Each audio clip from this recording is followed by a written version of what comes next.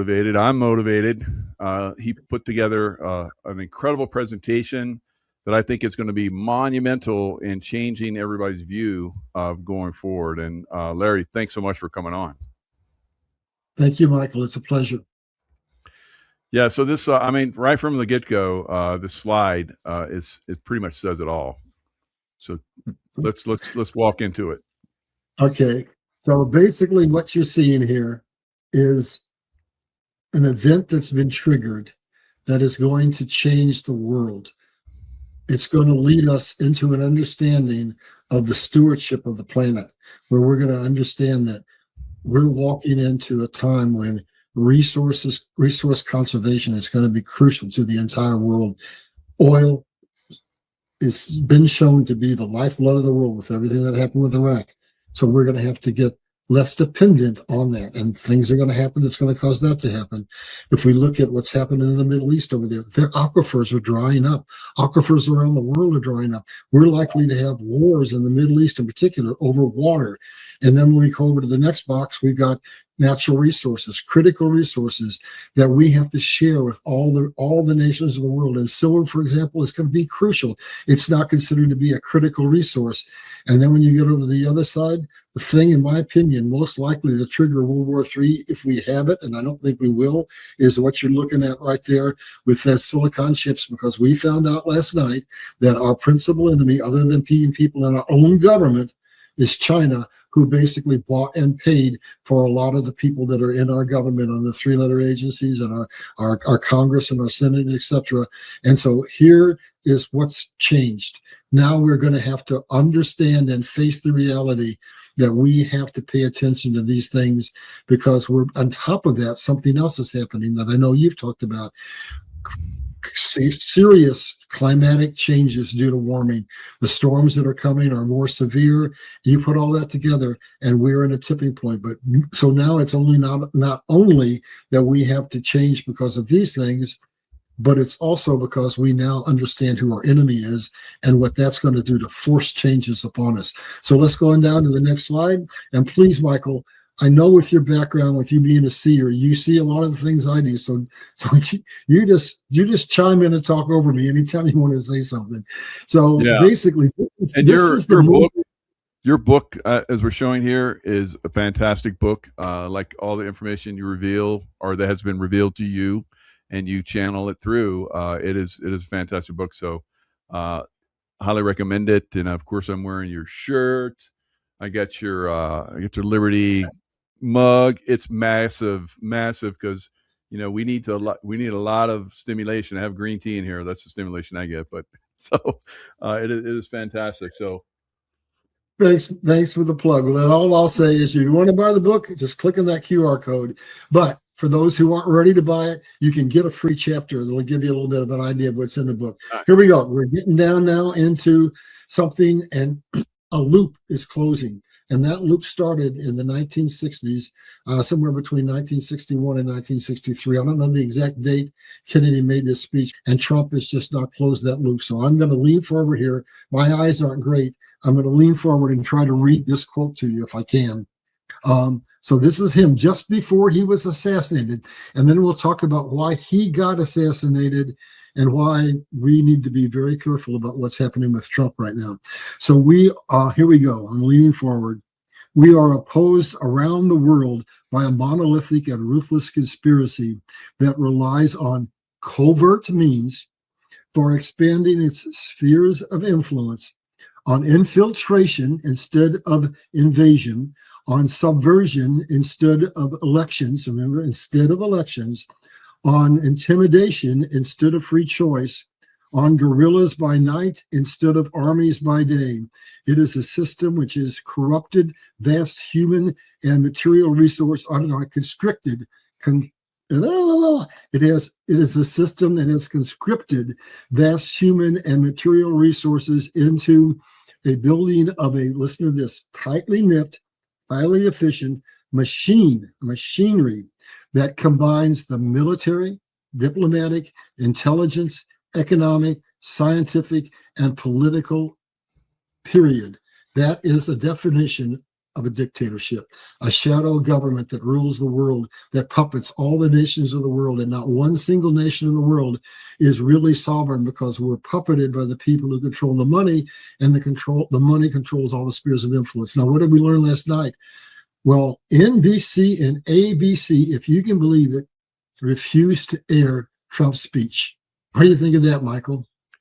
Yeah, I think Straighters. So they're people at their top, that are doing this. Did it back in 2020, the political election steal, and now again, Trump is trying to come out and inform everybody, and they're trying to stop him again. So their executives, the top people, they should be held accountable. I think they should be held accountable back in 2020 if they were different.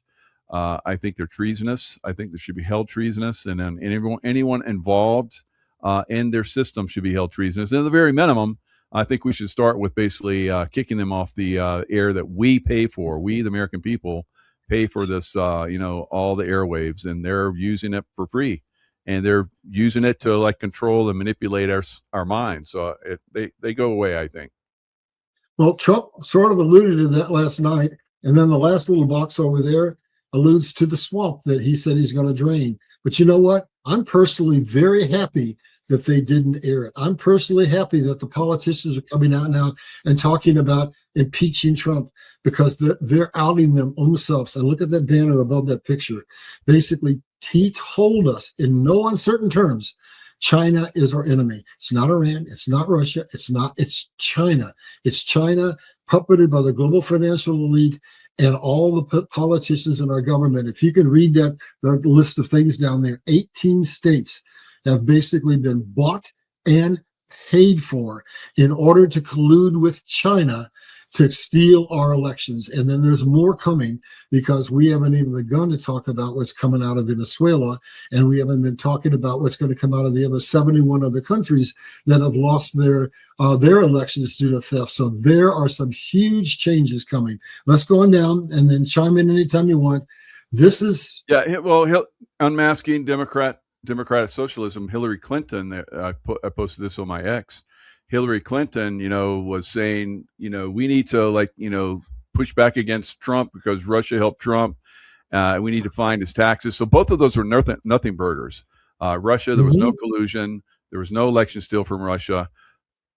Trump had his taxes shown, which was illegal the way they did it, but they were shown. Nothing burgers. And Hillary Clinton, when she was putting that out, said that we, the Democrat Party, we should get China to get involved because they have Russia. So let's get China involved. So here we are. Absolutely. And for me personally, when I had my near-death experience in 1968, I've been waiting for this moment all that time. God said that I will keep you in the cleft of the rock, and all you'll do is study and prepare for decades until we're at the most critical tipping point in America's history. It's right now. Trump is just telling us. He's saying that this event right now with China and being disclosed basically creates a situation that is more dangerous than when we were in a World War I, World War II, or 9/11. Whoever loses this battle is going to control the geopolitical situation of the world for the next 100 years or more. So we can't afford to lose, and we're not going to lose, because you're going to see as we go through and we get some quotes from the Bible and from prophets that God is on our side. He's orchestrated all of this. He knew the end before the beginning. Comments, Michael, before we go on? No, that's great. Well, I do want to read that last line. Socialism is not the answer. It invariably leads to poverty and oppression. So let's take a real quick run back in history, and we had the Bolshevik Revolution that birthed communism in Russia, and then we had the Mao Revolution that birthed communism in China, and about 35 million people were killed in Russia, about 60-some million people were killed in China. And Kennedy, the man that we're talking about closing this loop, opening and closing this loop, said there's never been an instance in the world where communists came into a nation other than through coercion. Nobody willingly in their right mind chooses to live under communism, except maybe our youth that's been brainwashed, but it's our job to unbrainwash them. Shall we go on down, Michael? Comment if you got something to say, please. Yeah, I mean, you're right. I mean, socialism has never worked, and I don't understand how people can believe that this time is going to be different. It's repeatedly over and over and over again. Venezuela is the latest example. And the people at the top become billionaires.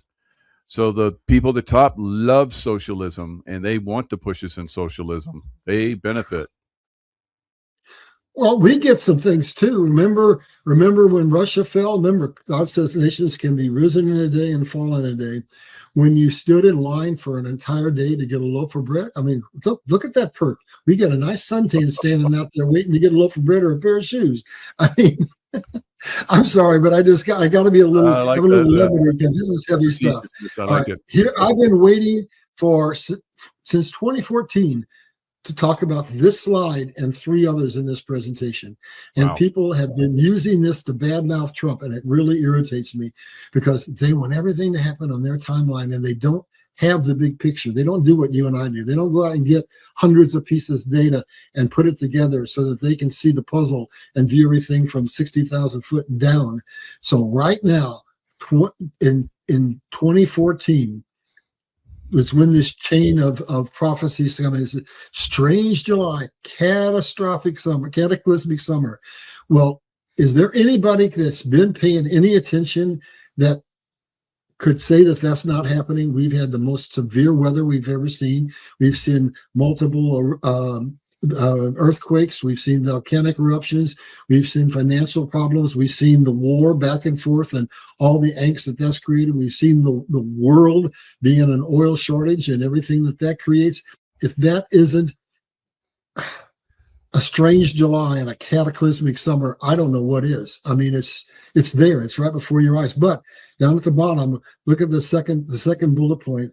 God says that he will protect America through all of this. And he says, I have agents in their midst that will just destroy America's enemies. So what did Trump say? What did Mike Lindell said from the very beginning? We have it all.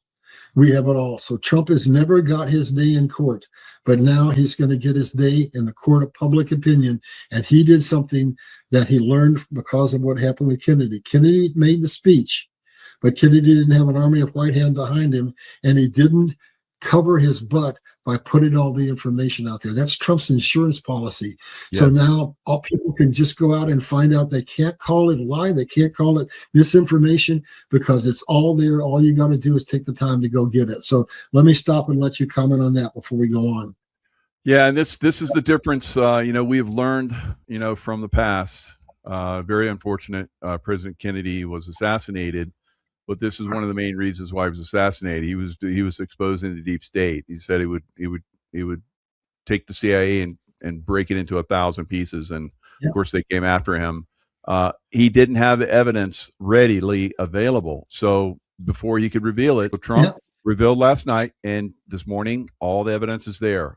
Tons of evidence. I'm sifting through it. And it's phenomenal. Wow.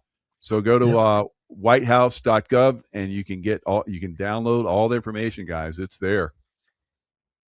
Yep. That was a smart move on his part. Let's go to the next slide. And for those who maybe don't follow me, I died in 1968. God sent me on a journey. He showed me then that I had to read the Bible from cover to cover, the Quran from cover to cover. And he said, when the time comes, when that critical point in history comes that I told you about, where I'm going to bring you out to deliver a message to open people's eyes and set them free, you will need to know that Iran is our mortal enemy, along with China, Iran. And even when this war is over, I want to bring out something.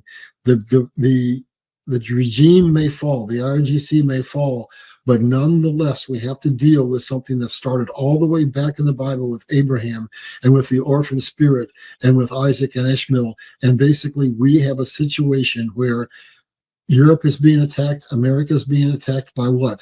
by an incursion of illegal Muslim immigrants who come into the nation, who have 4 wives, who each wife has 2 or 3 or 4 kids, and they're out birthing the people in Europe in particular, and outbirthing is in America. But here's what else we got to watch for. We are going to think Iran is safe. It's over with. We now have to look domestically inside of our country, as does Europe, and understand that even though we're going to enter into a period of peace with the Islamic nations, with the Muslim nations, it'll be a situation where my enemy's enemy is my friend, because we have mutual things in common that are beneficial to us. But at the deep-seated core level, the idea is that Islam will rule the world. We have fought with them for 1,400 years to see who was going to rule the world. And so what they're doing, make no mistake, these immigrants who come in have nothing. They come in with a shirt on their back, and all of a sudden there are multi-million-dollar mosques popping up all over the United States, all over Europe, funded by the Muslim oil-rich nations in the Middle East, putting their clerics in, teaching radicalization, Islamic radicalization, and controlling the schools. And so we need to understand, we have to back Donald Trump, because any nation that doesn't have a sovereign border, so we've got to close, but now we got to get the infiltrators out. Any nation that doesn't have sovereign currency, any nation that doesn't have sovereign elections is not sovereign, and has no nation to be sovereign over. So we need to understand one threat. Very soon, Iran is going to fall. And God told us right here in the very beginning in Ezekiel, he said, he knew this was coming. He knew that they would use oil in order to control the world. That's the lifeblood of the world. He said, I'll put a hook in their mouth. So I haven't had one night's loss of sleep over this, because I knew coming into it, Iran falls. We win. And when this is over, the Straits of Hormuz is no longer going to be able to control a significant amount of oil, because the Arab-rich nations are building pipelines, and America has entered into an agreement with Saudi Arabia and India to build a really important pipeline that goes from a transit system that goes by water from India to Saudi Arabia, across all the Arab nations, terminates in Israel, and then goes by sea onto Europe. And so at any rate, the bottom line is people can come to America to get oil. Iraq's going to get their oil, is going to be pumping like wildfire. Oil prices are going to go down. It's going to change the world, because now we're not going to be able to be controlled by oil pipelines by oil in the Strait of Hormuz, or for that matter, any of the other choke points over in the Asian environment. So comments on that before we go on. No, I totally agree. They're beautiful people in the Muslim community, but I've spent nearly my entire career with SEAL teams and the CIA at high levels in combat zones overseas, and the Muslim extremists completely control pretty much the Middle East, and Iran especially. Iran foments a lot of the terrorism throughout the Middle East. It's horrific. It's horrific beyond belief, and their beliefs and their way of life, unfortunately, do not align with ours in any way, shape, or form. And their intention, as they've said multiple times, is to overwhelm us and overcome our way of life and take over. Few people in your audience have probably ever read the Quran. I read it cover to cover because it was an assignment from God. And it's almost like 2 books. If you're Islamic, it's a book of love and peace. It is, really is. But if you're an infidel, any religion other than Islam, you're an infidel. And it says what? You can lie to them. You can cheat them. You can make them subservient. They have to pay your taxes. You know that gold star that became so famous in World War II? You know where that originated from? From the Islamic world. That was to designate that you were not an Islamic person and you had to pay a serfdom's tax. So we need to understand, just because this war ends doesn't mean we don't have to keep our eye on Islam. So for those who I can't believe people are saying Iran's winning, they're winning, and folks, the whole world is coming against them right now. You got the coalition that started out, the U.S. and Israel, and then now you've got the Arab nations that are joining in, and Kuwait and Bahrain actually sent their jet planes in to take out sites just like the United States has. And now we've got the Kurds entering into it. And I can't say this for a fact other than through missiles from the United States. There was a car accident that was pretty suspicious. There were a couple of people killed on the streets. I think the Kurds or the Iranian people themselves are now saying, because with the military background you have, I want you to comment on that before we go any further. Yeah, I spent a lot of time in Iraq, which is right next to Iran. And all of the violence that we were seeing was coming from Iran. Of course, President Trump, took out their head general in a missile attack that was great. That guy killed a lot of my friends and probably 1 million plus people in Iraq. Now, Iraq, I think, with the Kurds, is definitely involved in Iran. They hate Iran massively, passionately. So I remember working with those guys, Peshmerga. They're fantastic people. And those are the type of Muslims, I think, because they embrace every religion in their country, in their edge of northern Iraq. So they're fantastic. Now they're going to build a pipeline. They're talking about it down from Kurdistan, down a little bit into middle of Iran, and then across through Syria, which is now on the side of the United States, and out into the Mediterranean. They're going to build a pipeline, I think, from Oman across Saudi Arabia and Red Sea. They'll be able to take oil from there. So we're just going to bypass the Straits of Hormuz. I think that's coming, but I think even Iran at some point is going to get, once they're cleansed, which is coming, they're going to start to pump oil like never before, and they're going to go through the Strait of Hormuz and share with the world.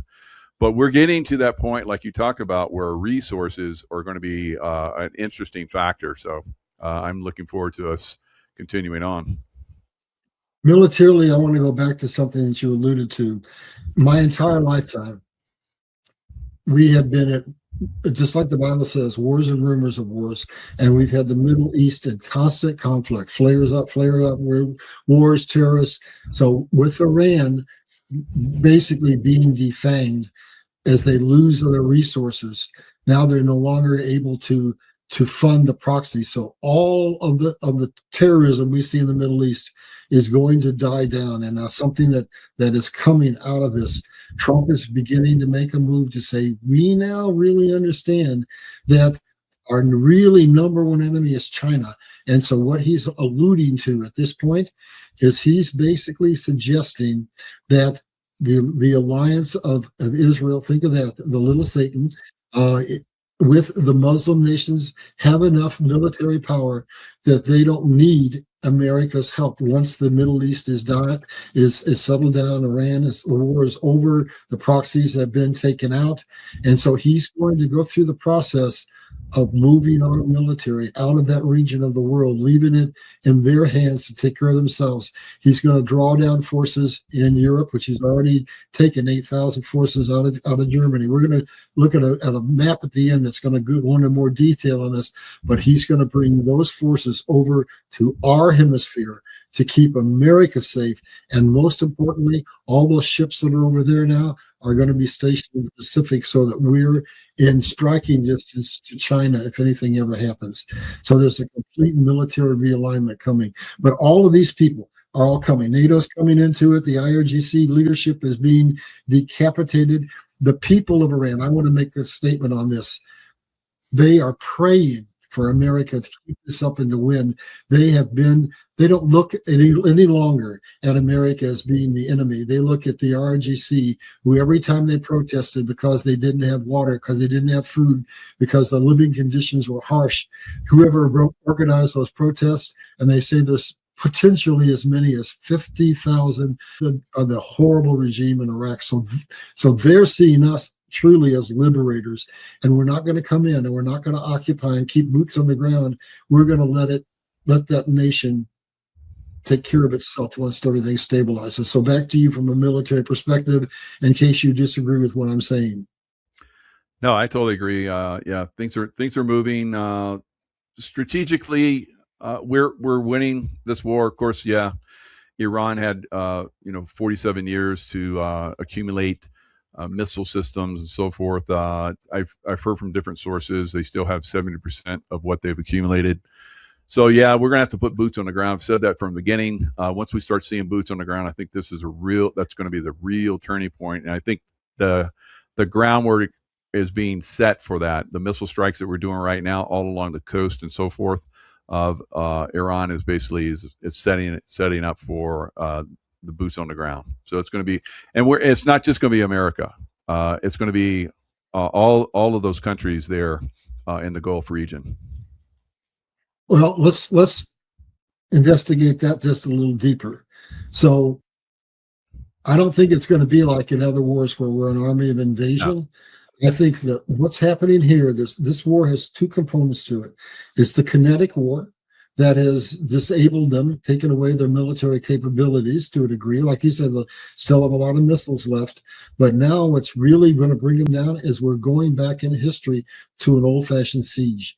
And when you start taking out the oil and the straits and getting rid of the island, Karg Island, when you bomb the railroad line that connects Iran to China and to Russia, when you take out bridges, when you take out their back door for their black markets, when you leave them economically where they're just absolutely decimated, now they have a surrender, a real surrender, and they bring us in and we come in, and it's not coming in guns a-blazing, it's coming in to a nation that has submitted to us. It would be much like what happened when we went into Japan after World War II. And you probably remember, what was the general? Was it MacArthur who was put in charge of taking over Japan after they surrendered? I think it was. I think it was, yeah. MacArthur went back anyway, look at the strategy that he implemented. He made the leader of Japan tell the people that he wasn't a god, and he came in and he didn't use hard tactics. He basically he's a soft hand. If we go in and we do this right and we support the people, like what happened in Iraq, this is just going to be a surrender and an economic conversion. So comments before we go on, because I really respect your opinion when it comes to the military. You know about 10,000 times more than I do. Yeah, I think that we're going to see the surrender. And Juan O'Saven was on my show night before last, and he said that one of the reasons Iran is holding out is because they want to hold on to the yellow cake for making the nukes. They got that from Russia. Russia got it from Hillary and Obama in Uranium One deal. So they're trying to hold out the very last so they protect them, because once that yellow cakes, we look at that yellow cake, we're going to know exactly where it came from, and that'll destroy them. Yeah. Well, let's delve into that just a little bit. Now, once we get past this, then we're going to go a lot faster. But I wanted to stop on this and dissect the military component. I think there's one off-ramp for Iran, and here's what it is. The IRGC has to understand that every nation in the world now, the coalition all over the world, is against them. And China said it, Russia said it, NATO said it. You cannot have a nuclear weapon, period. That's an absolute given, and you're not going to control and cause a toll to be paid for ships to go through the Strait of Hormuz. That's absolutely unnegotiable terms. But there is a way that they can have an off-ramp. The IRGC is made up of two branches. One is the military component that justifies itself based on the hatred of America in Israel, but the other is that they control somewhere between 30 and 40% of the total economy. And the Arab nations are looking to do something like we did with the Marshall Plan. They're saying, we'll give you $320 billion. America's saying, we'll take the sanctions off. We'll unlock your money. We'll help you rebuild your infrastructure. If the IRGC accepts that olive branch, then what's going to happen is, just like after World War II, we came in and the Black Rocks of the world rebuilt the very nations that we destroyed with the bombs, right? The IRGC has a huge construction component, and they would have an economic viability because they'd be the ones most likely to be in the position to rebuild the infrastructure. So they could have a viability of a sort, but it's not going to be the military stranglehold that they have on the world right now. Comments on this, and then let's go on and get out of the military conversation. Absolutely right. It's all about economics. So if a country is wealthy, they don't go to war. So that's what we did with Germany, well, Europe, and with Japan. We made them economically wealthy. We rebuilt them, and we didn't have any. We don't have problems with them now. So that's same things happening with Vietnam. Same thing is going to happen with Iran. Yeah, you're absolutely right. And we've got some people saying that. But Donald Trump, for one, Donald Trump's been saying over and over again, we have to have economic parity between every nation in the world. Yes. And we have to stop Western hegemony, and we have to help the Southern Hemisphere within our hemisphere to have economic parity. And you can go all the way back to Eisenhower, who was, remember, a general before he was president. And what did he say? He said the central cause of war, is there any man, any woman, any child who does not understand that the central cause of war is lack of economic parity between nations? So that's the number one of the changes that's going to happen. The first world nations, their currencies are going to devalue. The third world nations, their currencies are going to appreciate. We're going to meet in the middle at relative parity, and we are going to be responsible for doing something that has been denied them for centuries. We are going to be helping them develop their infrastructure so that they're not forced to remain in poverty because they sell us their natural resources as raw materials. They're going to actually be competitors. They're going to get the opportunity to participate in the economic wealth of the world. And what you're going to see, we'll get into this in a later slide, is we're going to see that all the Southern Hemisphere is going to have an unbelievable economic boom. So let's stay on that middle slide there. And now we're going back to the Bible again. And so God had me spend months in the book of Revelation, studying it, tearing apart, looking at the combination beasts, looking at Daniel and the prophecies. And there's a whole lot of prophecy right there on that page. One of the things it talked about was that the time would come towards the end. We're not quite there yet, but that invading forces coming down, and I believe it would be over not oil, but water, would walk across the Euphrates. And so now that gives us an understanding of, look at that picture up above and the one below, and you can see the dramatic change. Yep. But now we have to look at something that says, there's more going on than just nature. We have to look over, and we have to look at the Bible and look at some of the prophecies, and we have to look at Turkey, and we have to look at Russia, and we say, how are they going to play in the Middle East in the future? So let's dissect that before we get out of this graphic. Turkey's supposed to be, and possibly Russia, along that coalition that comes down to attack Israel in the future. But right now, Turkey is setting the stage that could literally lead to water wars. They have dammed the Tigris and Euphrates rivers, causing terrible economic hardship on Syria, on Iraq, and in all the nations that are in what was at one time the cradle of civilization. And so all of that water coming, they said, Turkey says, well, it emanates from the mountains in our land, and so they've cut it off.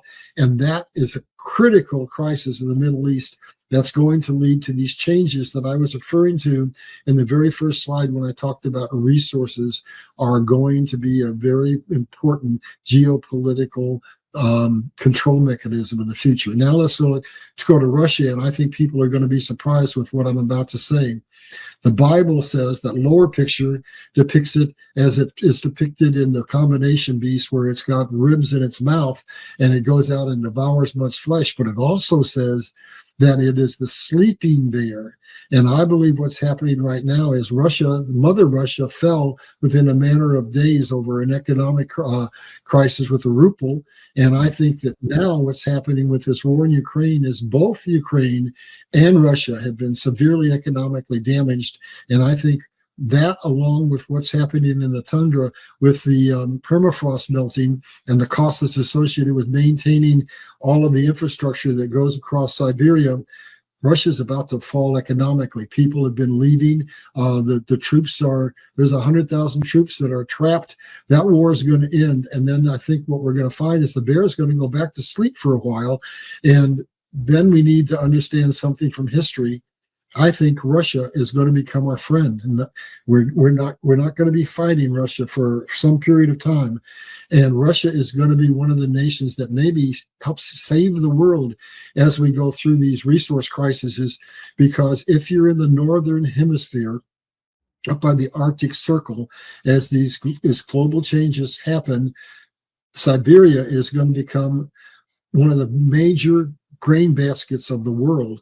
And because of all the ice and the glaciers, they have water. Same thing with Canada. So Canada and Siberia / Russia are going to feed the world in the future as we go through this resource change. And what we need to understand about Russia is Russia forever has been against globalism.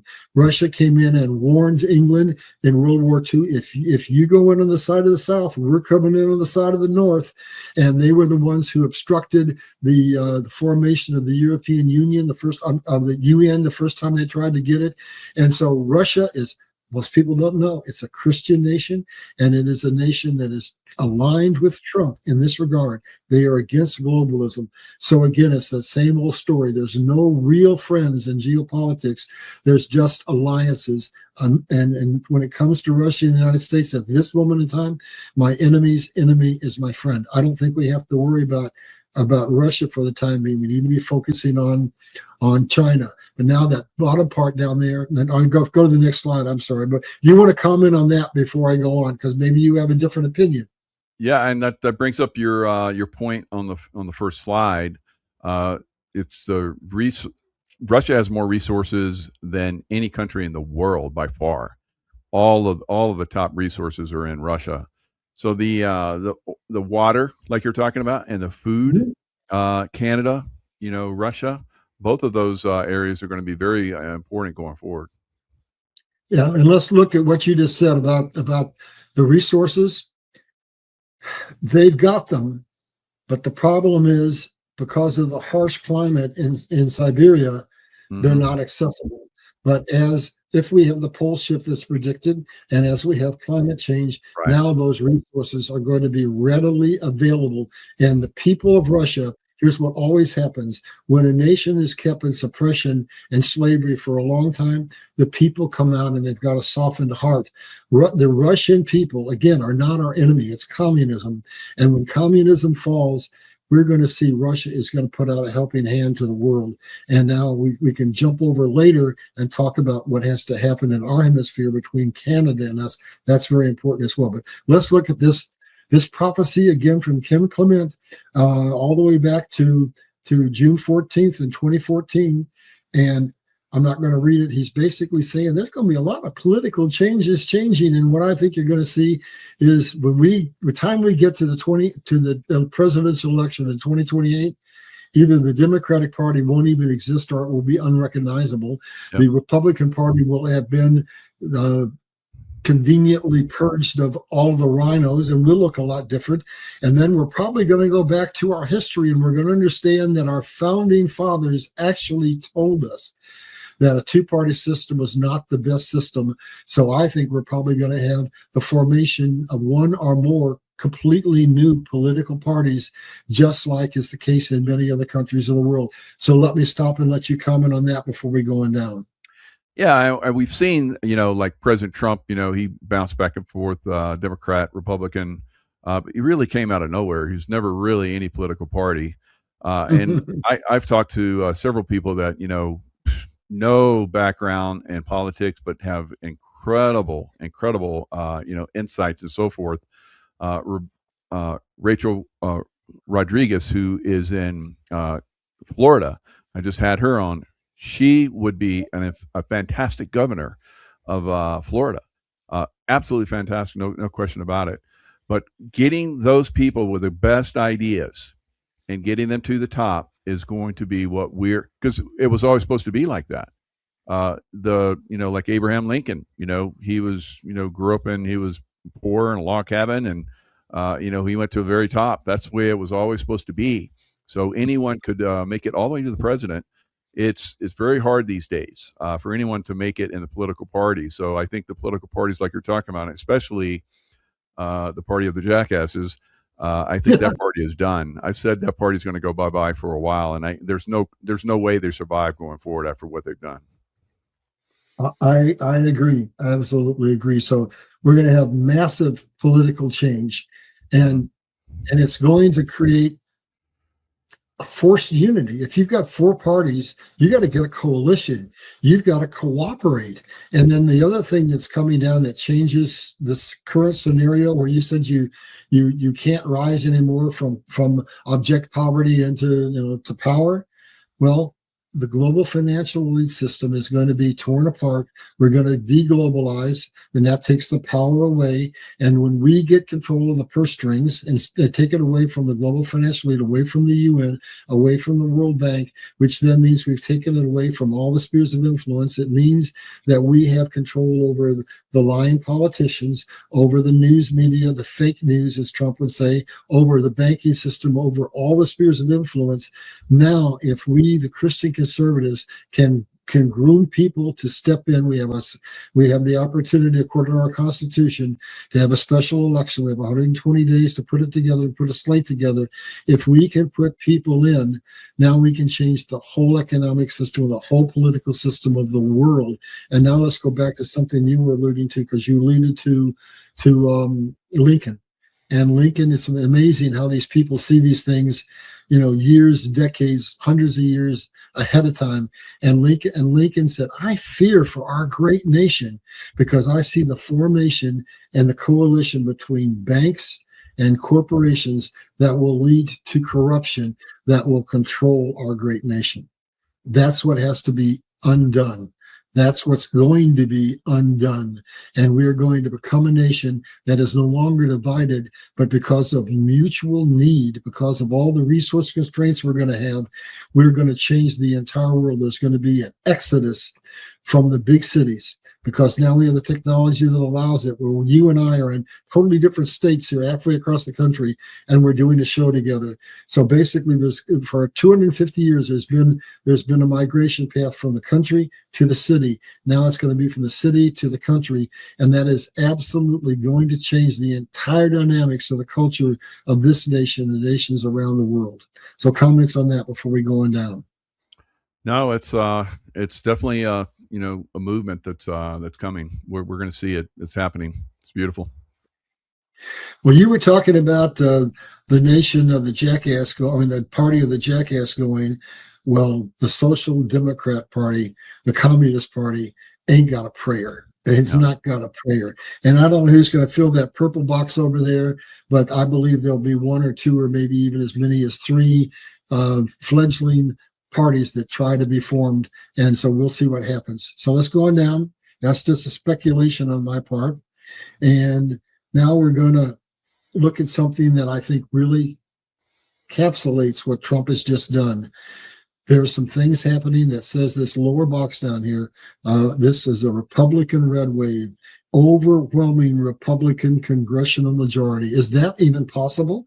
Well, I think that there's 11 Democrats who are not going to be running. Maybe they are old, or maybe they were forced out, but those are seats that we could possibly get. And then we just got a decision from the Supreme Court that says you cannot redistrict based on primarily race. And so that makes 20 additional districts that we could win. Now, that'd be 31 seats. We're not going to get 31, but I do believe that what I'm depicting here is going to happen. I believe we're going to come into the midterms, if we have them, or in the presidential election, and we're going to have an overwhelming victory. So whatever they have blocked, whatever it is that we need to get through to make America great, we're going to be able to force it through. So comments before I go on to those other two boxes on that slide. Yeah, I mean, we're talking about the different parties. The one that really stands out to give us some satisfaction is the Republican Party, but minus the rhinos. So I agree that that's going to happen. Will we still have a Republican Party going forward?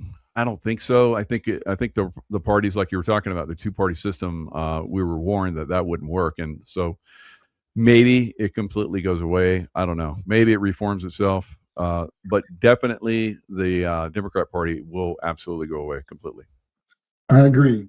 And then we go into the other two boxes, and they're important. So now, politically, with what is happening with the world's eyes being open, no, stay in that slide. I'm just moving over to the boxes on the side. So now we get the momentum where Trump is going to be able to force through whatever policies, whatever agenda he needs to make America great. So now let's stop and let's look at what the overarching conversation was in that presentation last night. You cannot have a sovereign government if you don't have sovereign borders, if you don't have sovereign currency, and most importantly, if you don't have sovereign elections. And so now let's look at what's going to happen to the Save America Act. It's already gotten through the House, but now the obstacle is the Senate. But now, this is just my opinion, I think if I'm in any political party with what's coming out, with the proof that Trump has given, that if I ever want to hold office, I better not vote against that bill. It's absolutely been laid out for the people, and I think it's going to be suicide to vote against it. But let's say there are some who do, and the Democrats hold the line. We already have the 51 votes we need in order to get the Save America Act through. All we have to do is we have to put a budgeting component in it so it can be brought through under reconciliation with 51 votes. I think we're going to get the Save America Act. So let's stop there and let you comment and see if you agree or disagree. Yeah, it's a hit or miss, but you're right. If whoever votes against it is politically, but will it pass? Because some of those people that have pushed it aside and tried to suppress it, and they're probably dead politically for voting for it. So it's until we get to the point where we can protect people to do the right thing. Because the deep state is very, very dangerous. It's going to be a tough go. But me and many other people, I do a military roundtable. All of us in a military roundtable think there's going to be an executive order, and we're going to push the election into next year. But I'm absolutely open. I would love to see it happen, but we'll have to see. How it goes. And by them, voting against it or not voting for it, and it not going forward, that's just more impetus for Trump to do the executive order, which I think is on the horizon. Yep. So you went exactly where I wanted to go. I wanted to position this in the middle, and I want to say there's more than one path. So we might get through reconciliation. We might have to do the EBS. We might have to have martial law. We might get that overwhelming majority through the midterms if we do have a midterm, and then we can force it and get it. We can vote it in. But I believe one way or the other, God has ordained that America is His covenant nation, and we are going to get sovereignty, meaning borders, meaning currency, and meaning elections. It's going to happen. And if we go to that very last box, sovereign elections, borders, and currency, that's what it's all about. That's what constitutes a sovereign government. And that is what Trump is pushing for. That's the Make America Great program. And I want people to understand that that is the biggest crisis we ever face. If we don't win what you see on that slide, then we're going to go into dictatorship. But I don't think that's going to happen. Comments before we go on down? No, that's good. I agree. I'm going to bring another topic into it that a lot of people aren't looking at.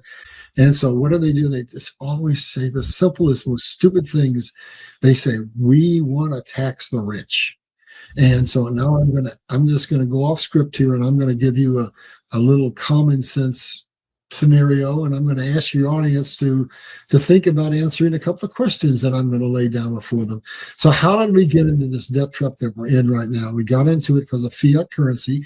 Every dollar printed created a debt, and we got into it because we had progressive tax, so that we finally got to the point that even federal income tax wasn't enough to pay the national debt, so we had to invent new taxes, and then that wasn't enough, so we had to raise those taxes. So that's the progressive tax system that has taken America to a point of being in $39 trillion in debt. So here's my question. If taxes created the problem that is about to collapse America, how is it that putting more taxes in is going to solve it? I think that's an oxymoron. Yeah, totally. So now let's break it down even further. And then we're going to get into that slide below. So now, if that's the case and that's an oxymoron, no, let's skip that. I'm going to get to it when we get to the slide. Let's go down to the next slide. This is what we need to understand going forward. This is how they enslave us, exposing the globalist agenda. So now, as we come out of this slide and one at the end is going to show the entire world what the globalist agenda is. They drive us into perpetual wars, and that bankrupts us. That forces us into a central bank, which imposes money laundering and fiat currency. That leads to the buying of power, which leads to election fraud, which is where we're at right now. That leads to political corruption. That leads to illegal immigration, because they now control everybody, and they bring the illegal immigrants in order to drive us even faster into financial collapse. And the fiat currency debt trap is triggered, and the gutting of the U.S. manufacturing then took America, the strongest nation in the world, ceded power from it over to China. And that happened under Carter, a corrupt politician, one of many, most of the presidents of my lifetime have been corrupted. And Carter was given the assignment to create a new economic system, a super capitalist communist economy with the innovation of capitalism and the control of communism. And that's where they steed into power from the United States, and all the money started going to China. All your financial advisors said, you need to invest in high growth, which means you need to invest in China. So the irony of all of that is we, the American people, provided the money to basically grow China into the adversary that we have. Well, now the whole process is going full circle and coming back, and we've got a commitment of $18 trillion from nations all over the world to rebuild American manufacturing. And we just had something unheard of that's kind of beginning to be whispered about. Instead of charging a toll for ships going through the Strait of Hormuz to cover our expenses for having a military there, there's been an overture made by the oil-rich nations who says, that petrodollar deal we had was pretty good for both of us. Why don't, instead of you charging that toll or that tariff or whatever you want to call it, why don't you let us add to the stockpile of $18 trillion you have, and we'll invest trillions in America and build your infrastructure, and we'll invest in your technology, and we'll help America grow, because we believe America is the future. So that's something that I think is coming. So let's go down to two boxes on there. I want to go over to the one on the right in the blue, and I want to ask you people to think about this. Is it really even feasible if the global financial elite control the banks, control the money, and who controls the money controls the world? No, stay on that slide. I'm in the blue box over to the right. Is it even feasible that you're going to take a substantial amount of money away from the global elite? They've not given it to you before. But let's say you get a few dollars, and now that's supposed to save you because you're going to tax the rich in order to take you out of the poverty that you're in. Well, don't forget that little bit of money you got now has to be split amongst 300 million Americans. You're looking at dribs and drabs coming in. You're looking at absolutely nothing but a lie. And so let's go down to the bottom. We need to grow ourselves out of this. We need to do exactly the opposite of what happened when Carter ceded power from us to China. And now, with the help of all those other nations and the help of the money from the oil-rich nations, America, Trump's plan is to grow rapidly America out of this economic crisis. That's why when he first came in, the first thing he did with the Chevron deal, so that we get access to 5,915 patents, and we develop the greatest technological revolution the world has ever seen. And we do just what we did following the Civil War, when we developed the Industrial Revolution and shared that technology with the world. On the restored, financially solvent America now becomes the technological leader of the world and shares that technology with the world. And that economic parity we talked about occurs because now all nations have economic parity, because the wealthy nations have the technology and they share it with the lower nations. And then those nations have their currencies go up because we get off the fiat system, and they have some of the biggest harvest of natural resources in the world in South America and in Africa and so forth. So we're looking at economic parity leading to a period of disruption because of all of these weather changes and all these resource constraints, but ultimately coming out of it, a United Nations of America and united world. So let's let you comment before we go on down to the next one. And I'm just going to keep making it look like it's so crazy to believe in communism and socialism that's not even funny. Comments before we go on? Yeah, I know a lot of billionaires. They're fantastic people. They want America to succeed. They're giving as much of their money as they can, but they know that there are evil types that are billionaires as well. So it's a fight all the way up to the top, and it's again, it's this parallel government that tries to take the good people that create wealth and that are motivation for us to excel. Uh, Poor people don't give you a job. Somebody said that in the comments. That was brilliant. And they don't, like Trump. They never were able to fix. I guess there was a skating rink in Central Park, and the Democrats were never able to fix it. He basically did his own money. He says, "I'll do it for $1 million," or whatever it was. And I think they'd spent like $22 million already trying to fix it. It was still a joke, not fixed. So he went in and made it happen. And Lee Iacocca and President Trump and some others basically got the Statue of Liberty fixed up. And so that doesn't come from poor people. That comes from people that know how to make things, to accomplish and make things happen. We want those people to succeed because they give us opportunities, but we want the ones that are trying to communistically control us to be, kept out of the system. So that's really where this is going. Let me chime in on what you just said. You brought up some really important things, Mike. So the difference between a good billionaire and a bad billionaire is what you're talking about. So it's a power structure. So here's what we need to look at. This is why the global financial elite tried 3 times to get the UN, because the UN is now controls the bank. The World Bank's there. The U.S. aid is there. The IMF is there. It's a banking institution with all kinds of peripheral global governance entities around it. So let's look at what Trump is doing to that control center. That's gonna defang the bad billionaires because they control all of those entities. So the first thing he did is he came in and he says, USA, that's a money laundering. It's gone. Went to the World Health and says, we know what they did to us. We're out of that. He went to Europe and he said, Europe, you were not a good partner. And if you don't shape up, the United States is going to leave NATO and you're going to be in deep donkey dong. And then with what's happened with the financial shift, the World Bank is going to fall because Trump is saying we're going to go from the Internal Revenue Service to the External Revenue Service, which basically guts the whole global network of central banks and takes away the control of money. So now if they don't have those control mechanisms and the World Bank's gone, the IMF's gone, USAID gone, US Health gone, World Trade Organization significantly modified, and all of that is being morphed because of what Trump is doing with the Board of Peace that is, in my mind, going to eventually replace the UN. Now we've taken control away from the bad billionaires so that they can't control the sphere of influence. And now let's look at just a couple of good billionaires. Look at what Elon Musk has done for us. And then let's go over, I can't remember his name right this second, but the co-founder of Google. And he's over in California, as was Musk.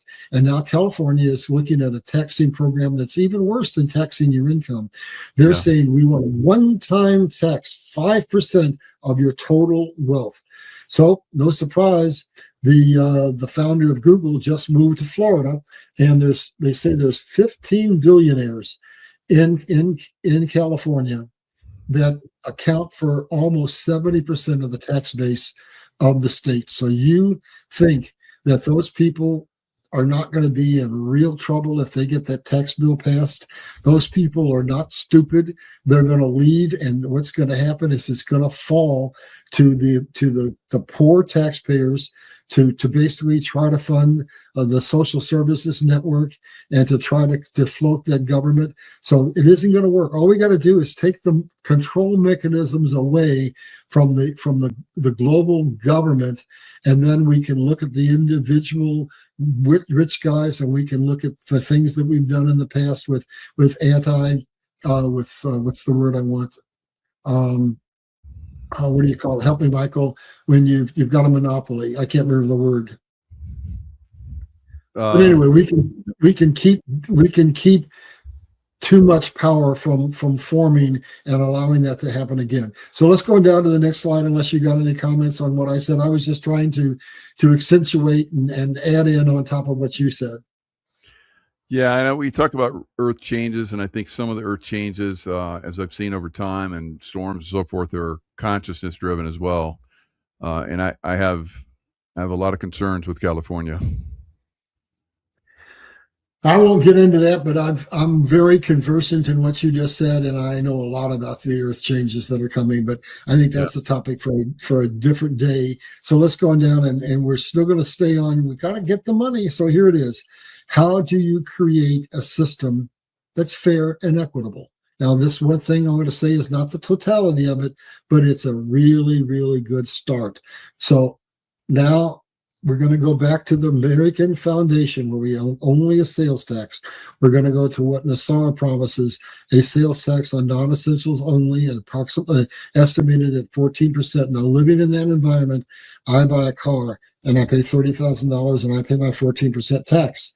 But Elon Musk or some other billionaire, they buy a $300 million house. They buy a $1 billion yacht or whatever. They're paying the same tax rate that I'm paying, and they're supporting all those services. They're the ones. So then there's only a couple of simple things we have to do legislatively, and we can get control of the entire economic system and have it working for the people. So implementation of a commodity-backed system is the first start, and it's based on a simple sales tax, and that's it. And that is what we really need to be looking at, not something as egregious as communism. So should we go down to the next slide? We can go through the rest of these pretty quick now. And so we go down, and here's what Trump is promising that layers on top of that. So I'm going to ask your audience a question. Would you rather depend on taking money through force from a bunch of billionaires and distributing that money through 300 million Americans? Or would you rather have the gift that Trump is promising us? He's going to take us from the Internal Revenue Service to the External Revenue Service, translated, which means we're not going to have the central banking system anymore. We're not going to have the IRS anymore. And every single paycheck, you will not be taxed at the rate of 20, 25, 30, 35%. That money will be in your pocket. And then when we go on a gold-backed system, then the dollar will buy more. That helps your economic situation. And then when he starts to release the patents that are under the Chevron decision, and we find out that we have free energy, and we understand finally that energy is the most significant cost factor in anything we've ever bought, that's going to trickle down and give us money. So would you rather live under the economic system that Trump is trying to build, or would you rather try to forcibly take money from a global financial elite who don't want to give it to you and spread it out between 300 million people? Now, obviously, in my mind, that's a non-question. I mean, it's so obvious that it's not even funny, but I have to ask it because I try to get people to stop and think, because I find it hard to believe that anybody could buy into the fact that you're gonna heal an economy by taxing it into oblivion. Comments before we go on, Mike? Yeah, I mean that's pretty common sense. There's some people just like you talk about were educated into communism, believing that that's a system that we should use. And New Yorkers, when I was living in California, would come down and say, "You guys should be paying taxes." And it's like, go back to New York. What are you thinking? We're like, why are you coming down here? Because we don't have taxes and we have a very beautiful state. So that's and we were like unlocked down, and they were locked down with masking and everything. So it's crazy the way some people think. But this is so common sense. But people are hooked into the communism thing. It's very, very sad. That's when you lived in Florida, right? Yeah. Yeah, you're talking about Florida with no tax. All right. Right. So let's wrap this up so we can let your audience go. So let's go to this next slide. And this is what Trump is going to deliver to us. We're going to get out from under the unconstitutional income tax. We're going to get out from under the unconstitutional corporation. We will restore the republic through this process. We will get the The globalist demonic UN dissolves. Trump is already working on it through the Board of Peace, and it will trigger Nasara, which will take us back to the very economic system that made America great in the first place, where in 1876, at its centennial celebration, we announced America, the youngest nation in the world, is now the wealthiest nation in the world, and our new economic system will be based on tariffs. That means the External Revenue Service and the simple sales tax, which is about as fair for everybody as anything could possibly be conceived of being. So let's go on down and we'll get into Kim Clement some more, unless you want to comment on this slide.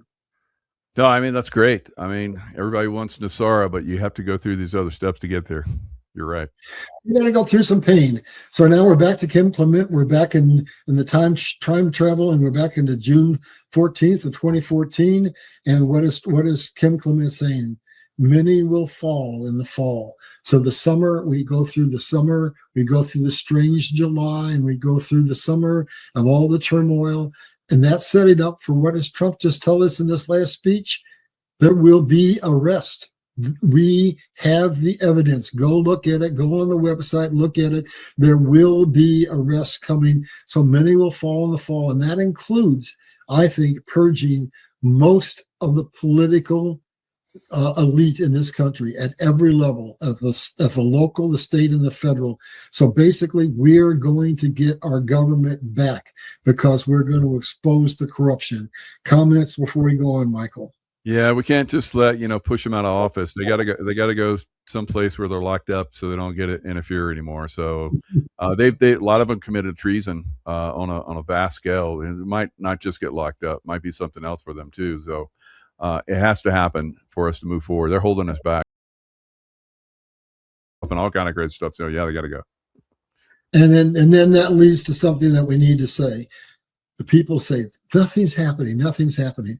This had to take all this time, because if we had gone out and arrested people and we didn't lay this breadcrumb out and we didn't expose all this, we would have had civil war. But now I think enough of the American population is awake that we can make these high-profile arrests, and there'll be some disturbances, but Trump's already provided for that. I think he's got the military in a position where they can intercede. So I don't see us, I hope, not having civil war. I believe that we've got enough people awake that we can have this with minimal disruptions. Comments? I agree. I've said all from the beginning, I remote viewed into the future. I never, ever saw a civil war. So I completely agree with you. Okay. So then let's go on down, and we're getting into the period of time where, hey, it's almost Christmas. We're going to the hypnotic November and the Christmas where we got a smile on our face. That doesn't mean everything's fixed, but it means that we're now in a position where we can see people are being arrested. We can see things are changing. We can see that there's hope on the horizon. And I think it's still going to take 2, 3, 4 years to work all this out, because we still have to rebuild our financial system. We still have to rebuild our factories. But what the people are waiting for now is to see the move that says the power structure that has enslaved us is going to be dismantled. So comments on that before we go on? Yeah, Kim Clement was tapped in. Wow. Very, very good. Yep. And he says, this is God speaking. I have chosen each season to manifest something. My will shall be done. So in other words, God's got it. And what does he say? He's already said through multiple prophets and through the Bible that America is God's chosen nation. And in one of the other slides, we saw one of the other prophecies that he is going to protect America. He chose Donald Trump as his David to lead the world. And the United States is unique. United States was based upon bringing nations around the world that had fought for decades, for hundreds of years, into a melting pot to see if we, the human species, can learn to live together in peace and prosperity. And for a long time, we did it. And now we're going to have an opportunity to do it again. And so let's go on down to the next slide. And it's just real simple. I'm not going to read it. I'm just going to say the truth will set us free. When God shows up, the impossible happens, and God's on our side, and the impossible is going to happen. Let's go on down to the next slide. We're almost done. And this is where we kind of focused in the beginning. The distress that's going to come on the earth is going to come from water shortages, from energy crisis, from shifting from oil to other technologies. We're going to find that silver is going to be a critical natural resources. And if we are ever going to get in World War III, it's either going to be over energy or it's going to be over the chips that you see over on the far side, because all of these things are important. And if we don't learn to share them, the future of the world is pretty scary. Let's go on down to the next slide. And I'm not going to read this. I'm going to say, why don't you get your either screen snap it or get your computer out. I'm just going to read one or two things, but I'm going to tell you that Sun Tzu tells us exactly this. If you know the enemy's game plan, if you know what they're going to do, then you're ready to go to battle. And if it's concluded before you ever start that you win. If you don't know the enemy's plan, then you better not go to battle. But we know them because they've been stupid enough to use the same tactics over and over and over again. Wars for profit, repeated. Central bank inflicting on us, repeated it. Fiat currency, repeated. Boom bust cycles, repeated. On and on. I'm not going to read all that, but we've got all of that and more. So we are in the perfect position now to say, we're in death ground in the final battle, but we've got the enemy's playbook, and the enemy, I don't think, can figure out one crazy, whatever you want to call him, Donald Trump, that he just does the unexpected. And I think we have absolutely got the advantage. Comment, Mike, before we go on. Gosh, each one of those we could do a show on each one of these, like takeover intelligence agencies. Wow, I've been there. I know that that's a problem. So yeah, great points, all of them. Yep, this is the system. Now, let's go to this graphic. And this is where the whole geopolitical structure of the world is changing as orchestrated by God. God wants to bring peace and prosperity to the world. So let's look at those two pictures on the right and left. So here's what's changing. Iran, that war is going to come down, and the Middle East is going to calm down, and Trump is going to be able to gradually pull troops out of the Middle East and bring them over to our hemisphere. And why is he doing that? Because we now know, as of just the other day, our enemy is China, and where's our most direct route to them? The Pacific Ocean. So he's going to come back, and he's going to put our military to basically safeguard America and to be positioned to strike against our mortal enemy if we have to. And so what I think is happening is, I'm going to go over to the east now. Europe is falling apart. They're basically understanding now that they have a government in Brussels that's effectively a communist bureaucracy, and they want out from under it. And so, but for a myriad of reasons, because of energy and because of lack of because of being inflicted with the new Green Deal, they're falling apart. And Russia's fallen apart because of the war, and China's fallen apart for a myriad of reasons, because of their one-child policy, because of their scam with the real estate, because they're losing in manufacturing. So they're all diminishing, they're all declining. So what's happening in the Middle East? They want to come into alliances with us, and they're diversifying. They're not just depending on oil. They want to come into America and invest in America. So they're going to be economically having some very, very prosperous things happening. And Australia has got a lot of natural resources, and realistically, they belong over on our side of the table in alliance with us. Africa is going to become one of the wealthiest nations in the world. They have unbelievable resources, and they've just done two things that are telling us what's going to happen.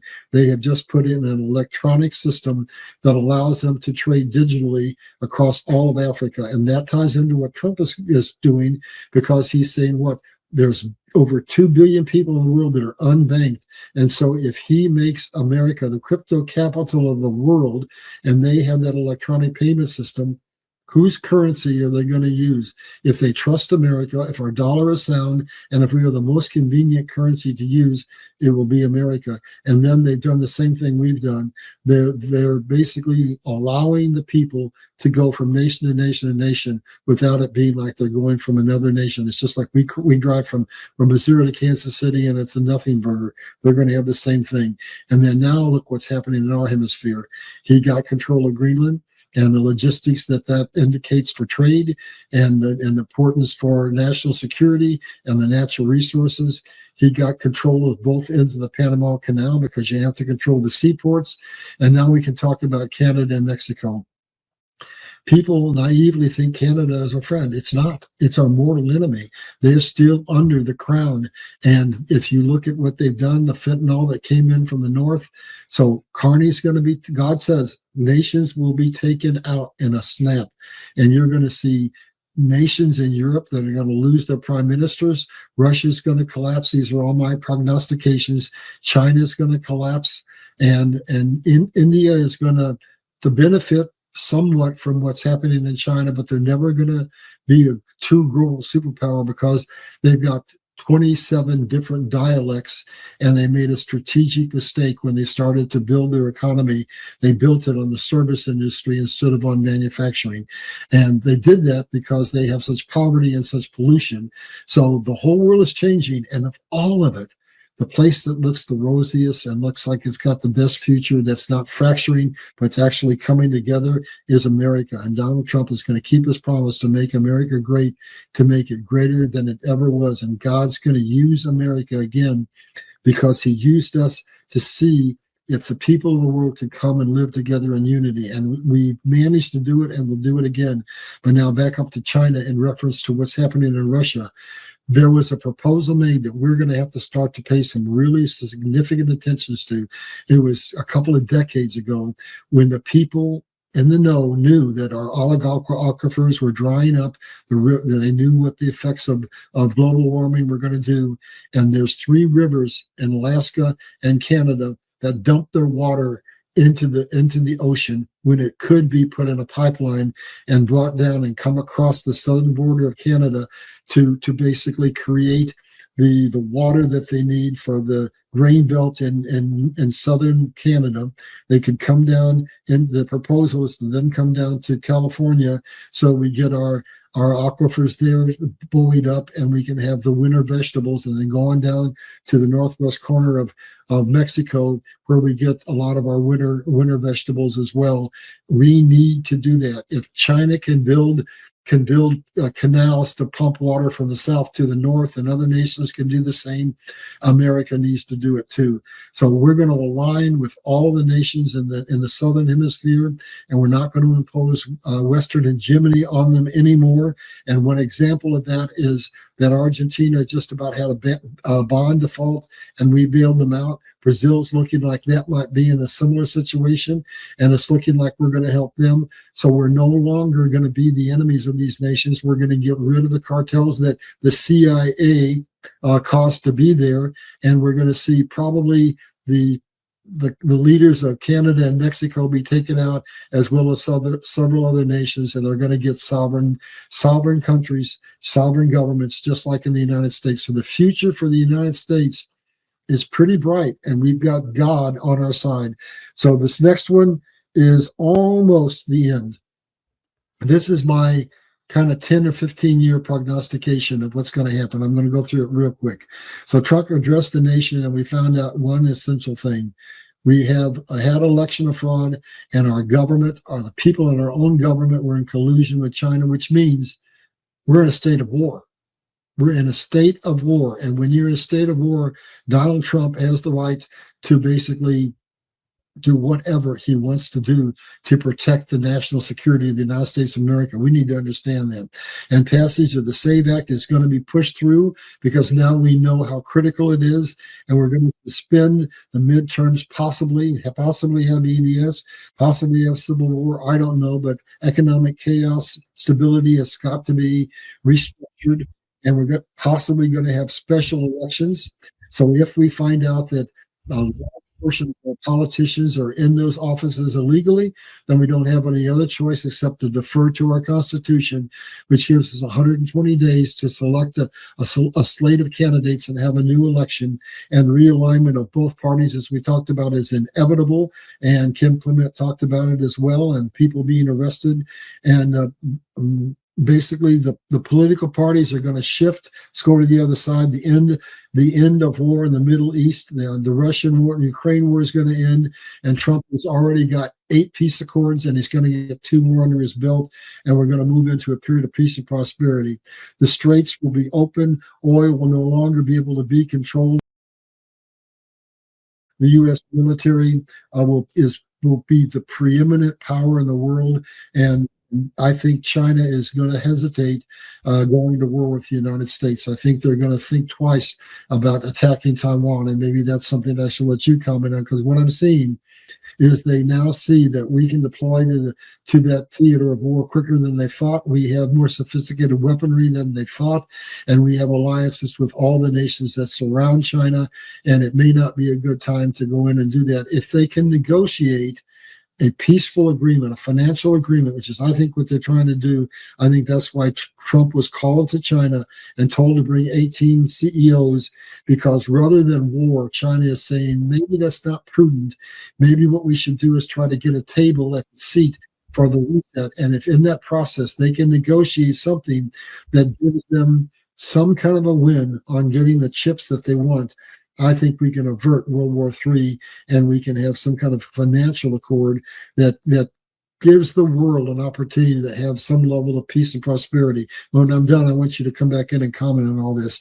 And lastly, we rebuild the U.S. economy, taking that $18 trillion and all the other trillions that the Middle East nations want to give us, and communism falls, and peace and prosperity comes around the world. So China and Russia have fallen. There's no longer communism, and Christianity is blossoming in Russia and China and in Iran. And what is happening is the world is opening their eyes to the danger of radical Islam, and Islam eventually loses power, and the world enters into an unparalleled period of peace and prosperity. Let's go down. There's only 2-3 more slides. And I'm going to ask the audience, what happens if you don't wake up, you don't stand up, and you don't do what Donald Trump is saying? I'll cut to the case. The bottom line is we go into a period of absolute dictatorship, and us useless idiots are massacred because their overall goal, which they put on the Georgia Guidestones, is to kill 7.5 billion of us useless eaters. And then when we go on down to the next slide, and Kim Clement says, I hear the sound of freedom. And that's what's on the horizon. It's all been triggered by the changes that are going to rush across the world because of what Donald Trump just did to bring the loop from Kennedy to now to closure, so that we can now start to understand who our enemy's in. We can't win if we don't know who we're fighting. And then let's go down after that and give the people a chance to click on that QR code and buy that book.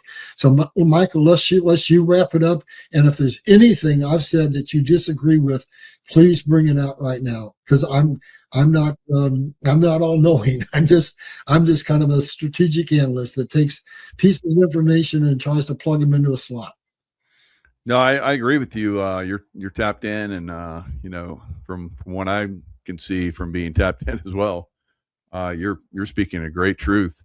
And Kim Clement back in the day, I think he was giving us some insight of what's coming. President Trump, of course, people are for and against him, divided nation, like we talked about. But as prosperity comes, as the wars finally end, people are going to start to gather back around America. America will set the stage for the rest of the world, economically, politically, and so forth. And it's a golden age. But we're going to go through some challenges, definitely. Yeah. I want to say one last thing to your audience. I just looked at my watch. This took 1 hour and 20 minutes because I felt you were going to give us time to basically dig into this and digest it and tear it apart.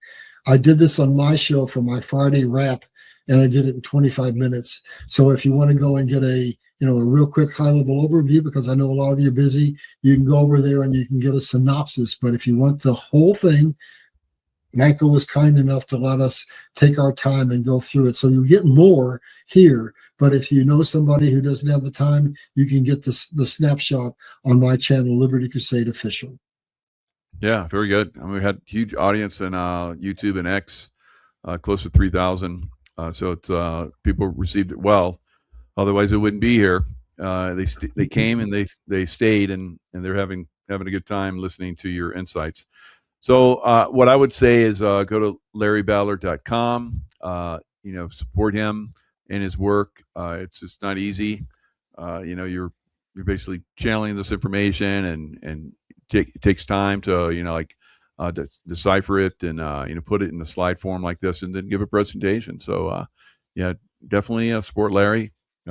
We have we get his merch. We got his books. We're having him on the show. Hope you guys are supporting him as well. Here is his link. We're going to go get out of that one and bring up your other one, Larry, for your site. So go over. I mean, the books. The books that Larry has written are fantastic. Liberty Crusade, latest, the one I'm showing you on my screen. So you can see I've delved into it. So I'm in it. So it is. What's great about your book, Larry? I saw somebody mention David Wilcock. I gave David Wilcock my book, and he held it, and he flipped through it, and then he opened a page, and he's like shook his head like, that's a good book. And I was like, wow, David Wilcock thinks my book's good. So that's what I do with books. I hold it, and that's what I did with yours. And I just went to a page, and it was like what was going on in my life, what I was looking at. So that's the way God speaks to us. And I think you're doing a good job of doing that as well, Larry. So thanks a lot. Thank you, Michael. It's always a pleasure to be on your show. I like doing the show with you because you've got the military background, you've got the big picture, but you also have the connection to God, which I think we all need to be focused on. So thank you very much. Absolutely. Yeah, thank you, Larry.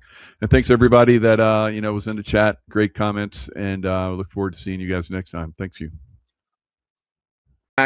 Election integrity under attack in Colorado, of all places. How about that? So Eric, you started with a court case and so forth, and that's kind of where we left off the last time we talked.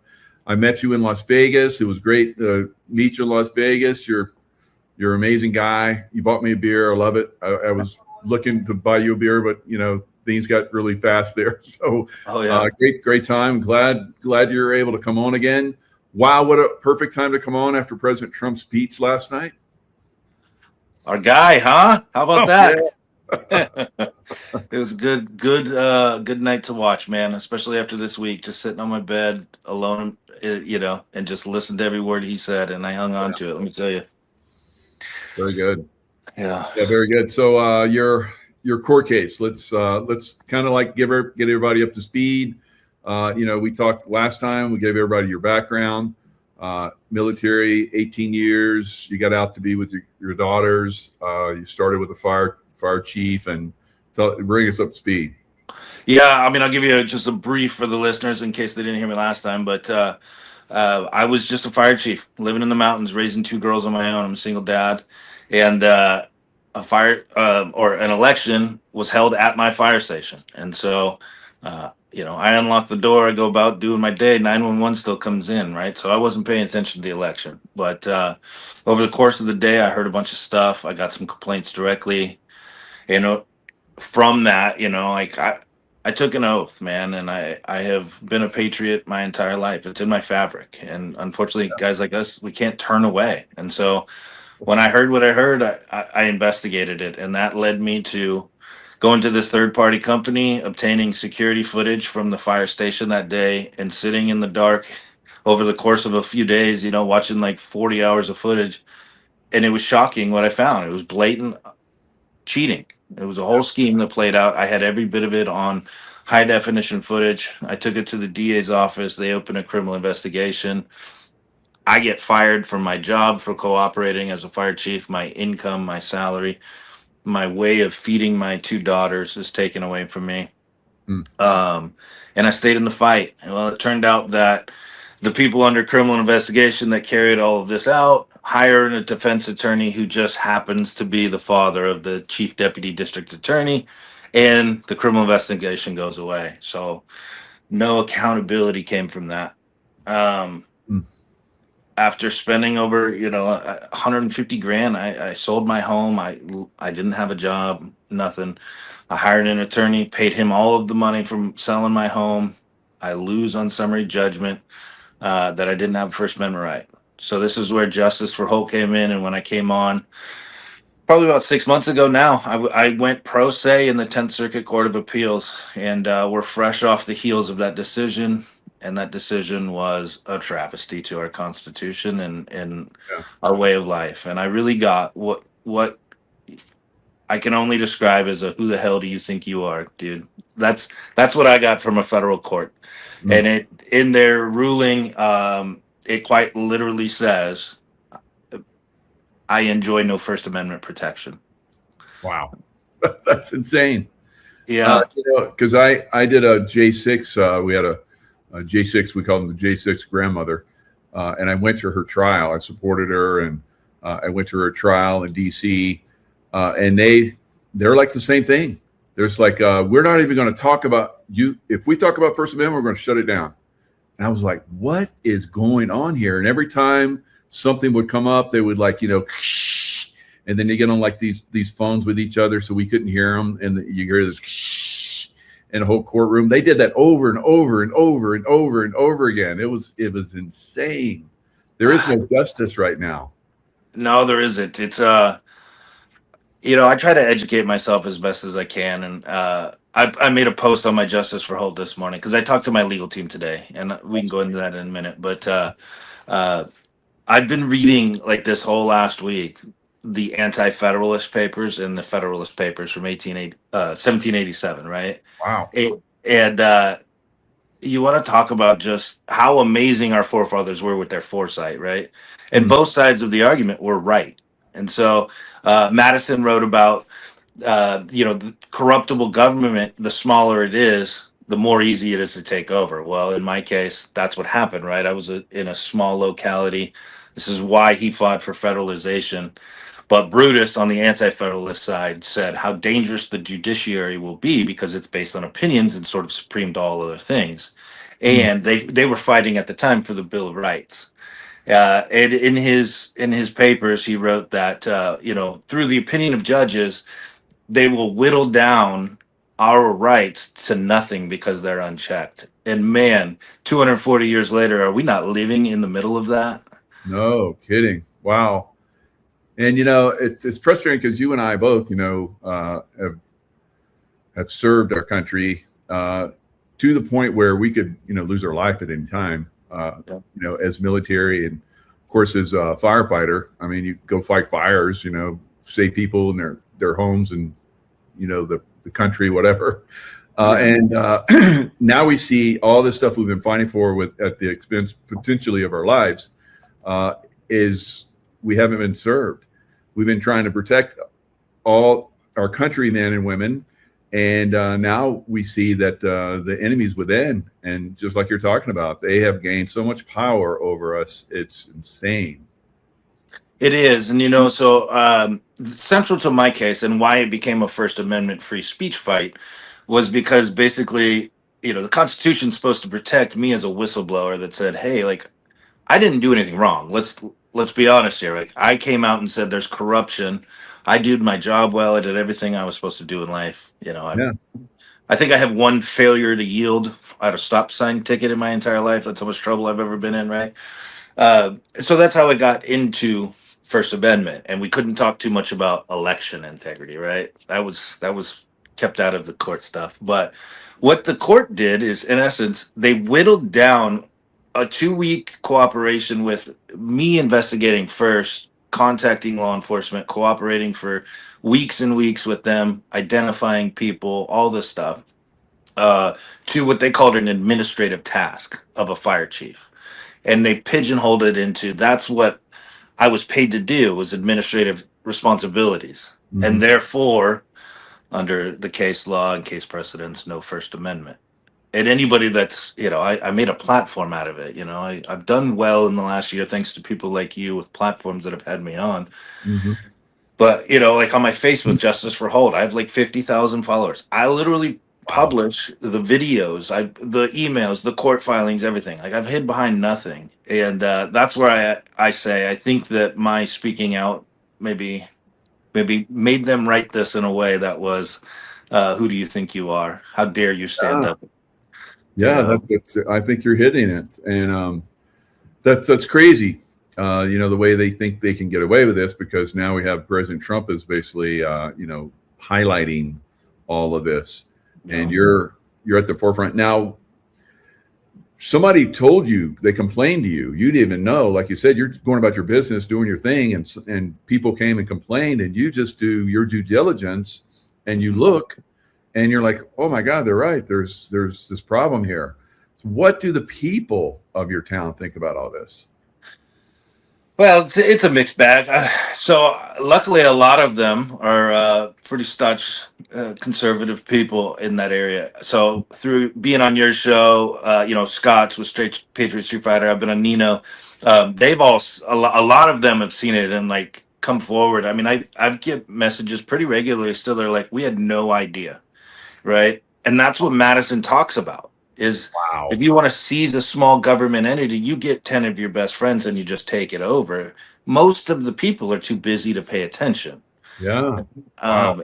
Again, this is what he saw 240 years ago, but that's what happened. Most people weren't aware, you know. And I've been successful at reaching quite a few of them. I'll get messages when they'll have interactions with some of the people involved out there, and they speak my name, right? So it's not going away, and by no means because I'm a week out of it. I'll go into the talking to my legal team this morning, but um, that case is over, but the fight doesn't stop. I still have another case in state court that I'm fighting. I'm always going to advocate, come on shows, and speak about our Constitution and how corrupt things are. Again, Mike, we both took an oath, man. And so a court can tell me you have no First Amendment right. All I'm going to do is exercise my First Amendment harder and come on here and talk about it. What are we training public servants to be if we tell them when they speak out, when they expose corruption, that they're going to lose their entire livelihood? I lost everything. Home, my career, I had to completely start over. New job, everything. Wow, that's a big thing. Wow. Yeah, my kids were stripped from their home, their friends, their schools, and moved halfway across the country so we could rebuild. Right. Yeah. So there's if you ever think that I'm gonna shut up now that you put it on paper and told me I don't have a First Amendment right, you got the wrong guy. I'm always gonna be an advocate now. So we're behind you, brother. Because yeah. It's like President Trump, I'm standing between them and you. And when he was taken down, they started coming after his whole team and putting them in jail and everything. So he was right. And now he's trying to do it again. And you're trying to do the same thing for us. I feel that's why I absolutely, supporting you, and we'll get you on as many shows as you want to come on. But we have to, and it's so frustrating that, I don't mind paying out of pocket to help you. That's what we do. We help each other out. But the problem is they're using our taxes to come after you and us. That is even more frustrating. Oh, it is. You talked about that, the local out there, right? The people around there. So last year, the department that I've been in litigation with asked for an increase in taxes, double our taxes, so we get more revenue, right? And they're using that to fight me. Well, that failed by only a few hundred votes. So now they're trying again, right? And this is what I've seen, man. I don't know how. I'm 41 years old, but I feel like I was in the dark on how corrupt things really are until I was thrust into the middle of it. And now my eyes are wide open and I'm starting to see, we were at Fraud Fighter. I mean, the bond stuff, my hero in all of this is Tina Peters, obviously, right? I finally got to meet her in person. Oh, beautiful. Very good. Yeah. I mean, I was like in tears, you know what I mean? Like she was persecuted so much more. And then that's all I could think about last night was just how vindicating it is for her when the president is up there saying we've declassified it. Here it is. But yeah, man, like my eyes are open, and I know you guys have been in the game longer, but I plan to be a force for the rest of my life on exposing this stuff. Well, you're finding out a lot earlier than I did. I started working for the CIA in my 50s, mid 50s is when I was like, there's some serious problems here. What's been going on?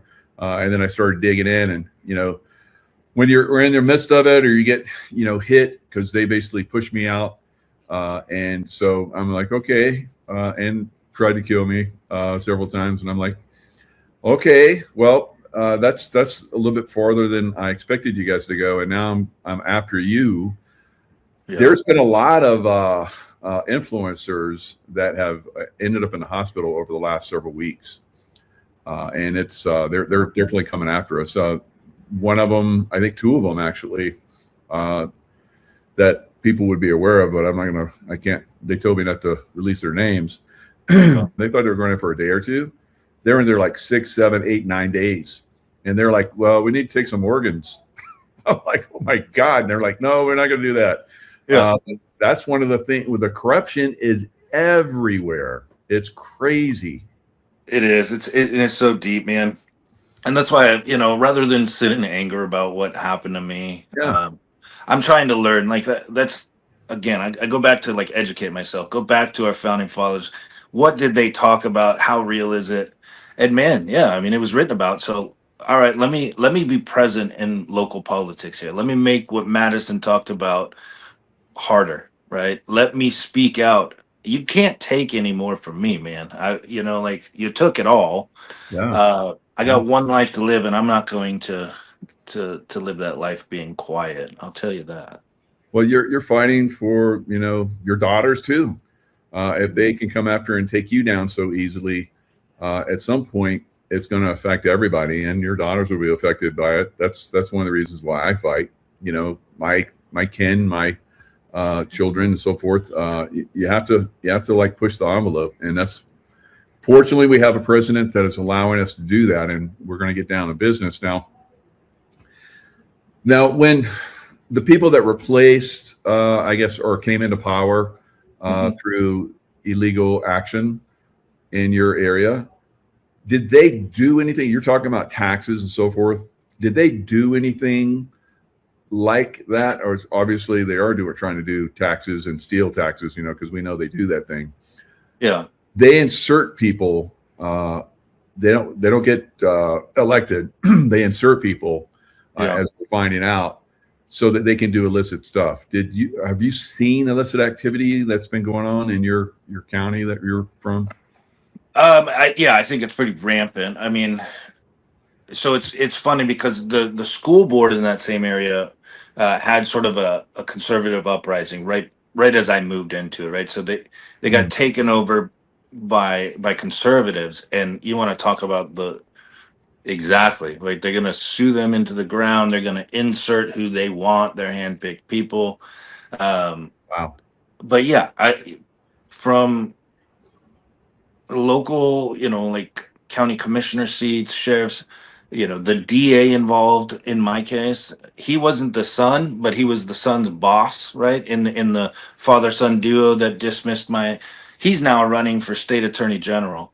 And I went public with that and was like, hey, I found this conflict of interest where, your number two was the son of the people representing these folks. Like, that's wrong. Can you correct this? And he just basically gave me the middle finger, right? So, is that who you want to be your next state attorney general, Colorado, right? Like somebody that would overlook that. And I kind of busted him out. He always, I'm hard on elections, and because he wants to chime to the conservatives, but in reality, I can counter that with evidence that says you're absolutely not. You're going to do what's best for you and line your pocket. So, it's a tough question, Mike, because everything in Colorado is so corrupt, man. From top down. Where to begin, right? Yeah, exactly. So, but yeah, I think, Mr. Vexler opened my eyes to a lot of the at the fraud fighter. I mean, holy cow. No kidding, right? Yeah, the bond stuff, the inflation rates we see.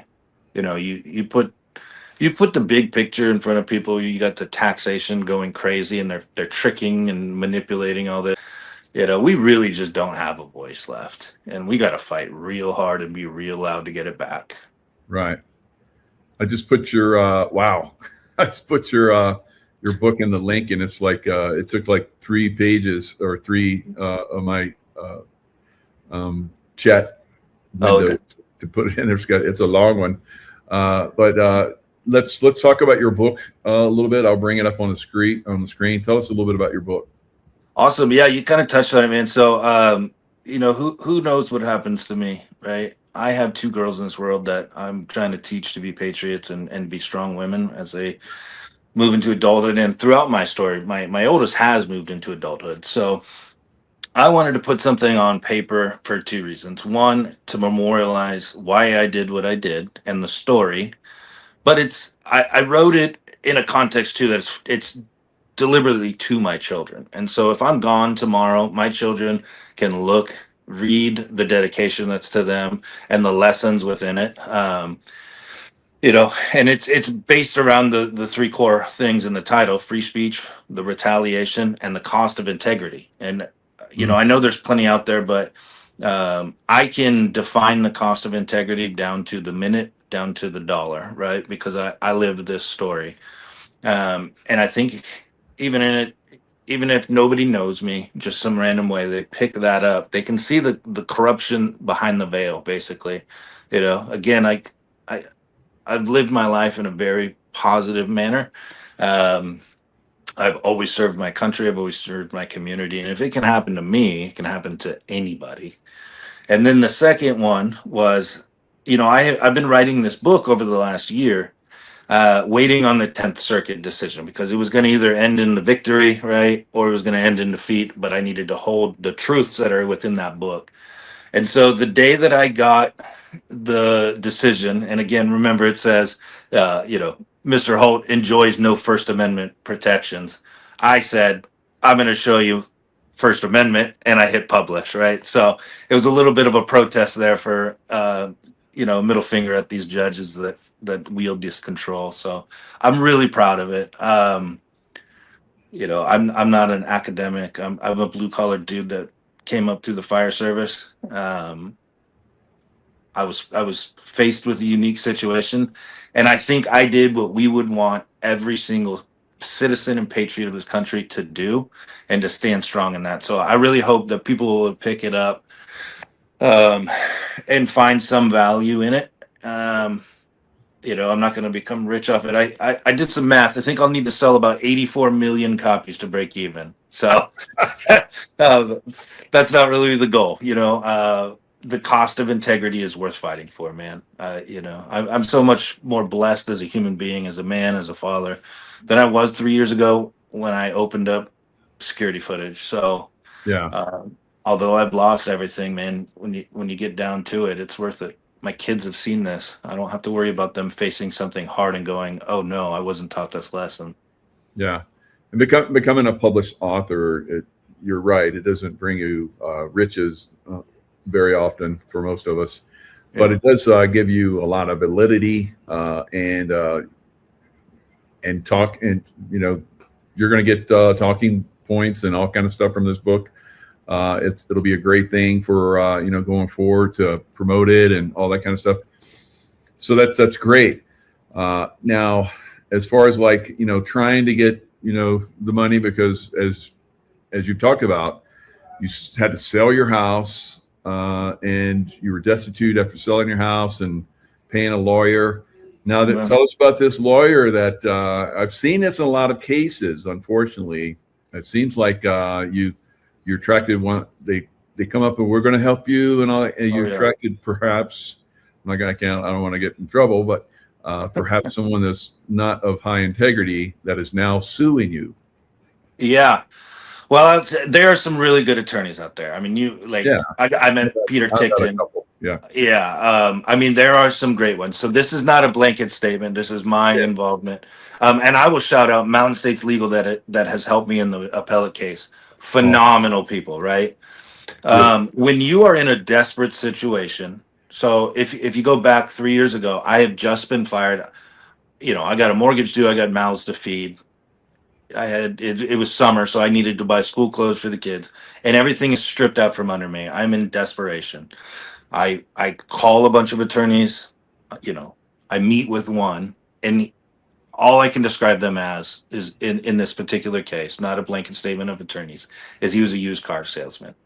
how easy this was going to be, how quickly we'd put my life back together, how wrong this was. And really all that mattered was using that emotion for billable hours.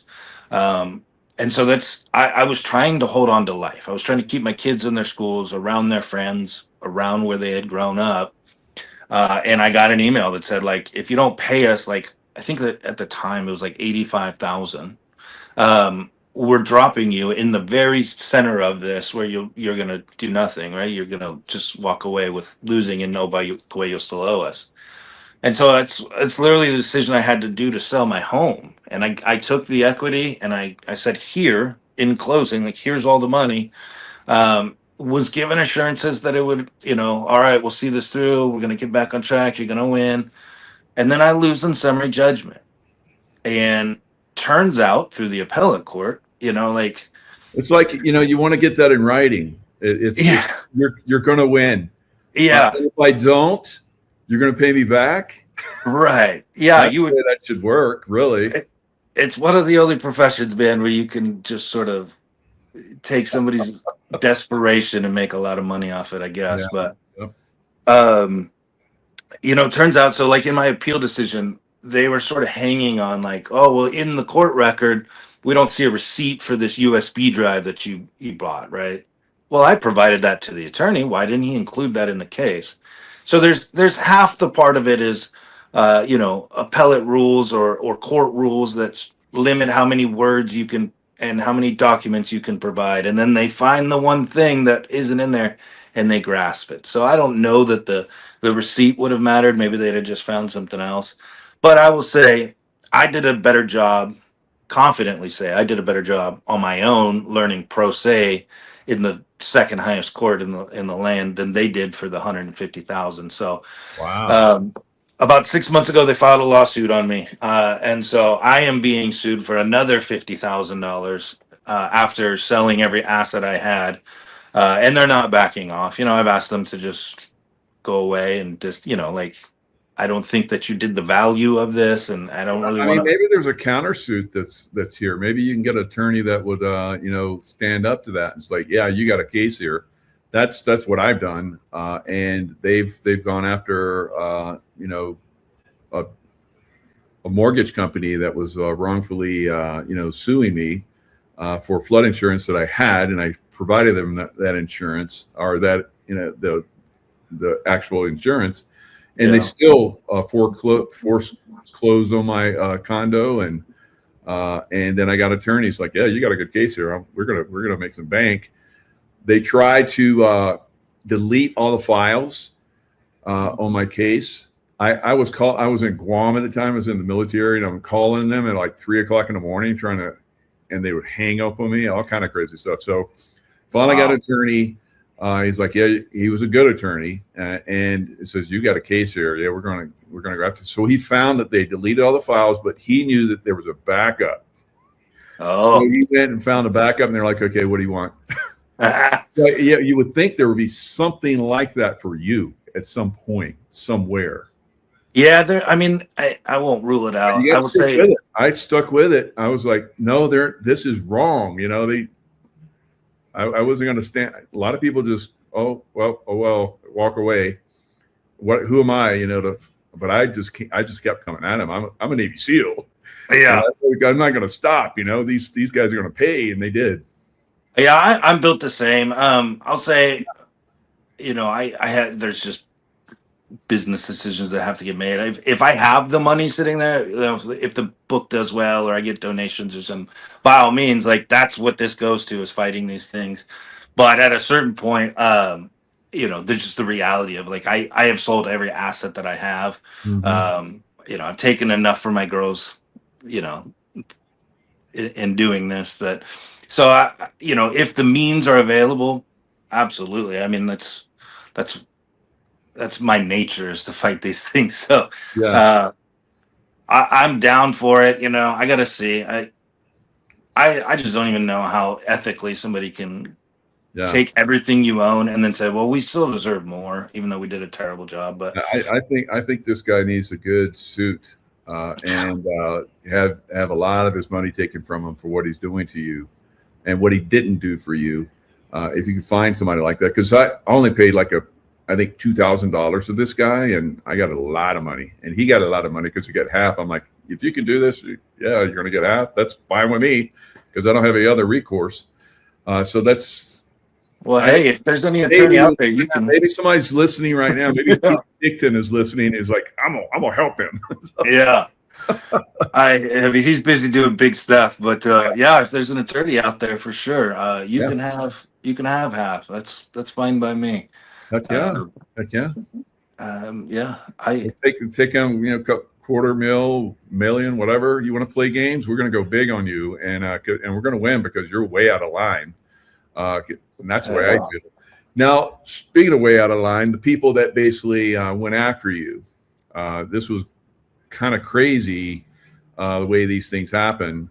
And I think this is probably going to happen to a lot of people that have been very treasonous in our country, that justice is going to find them, and they're going to go bye-bye. Now, I don't know if there's karma that happened or what happened, but the people that came after you ended up in a head-on collision, and they're bye-bye.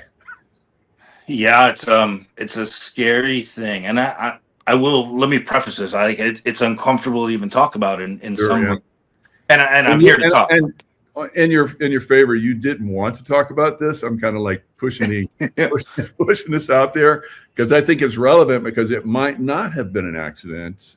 Just saying, you never know.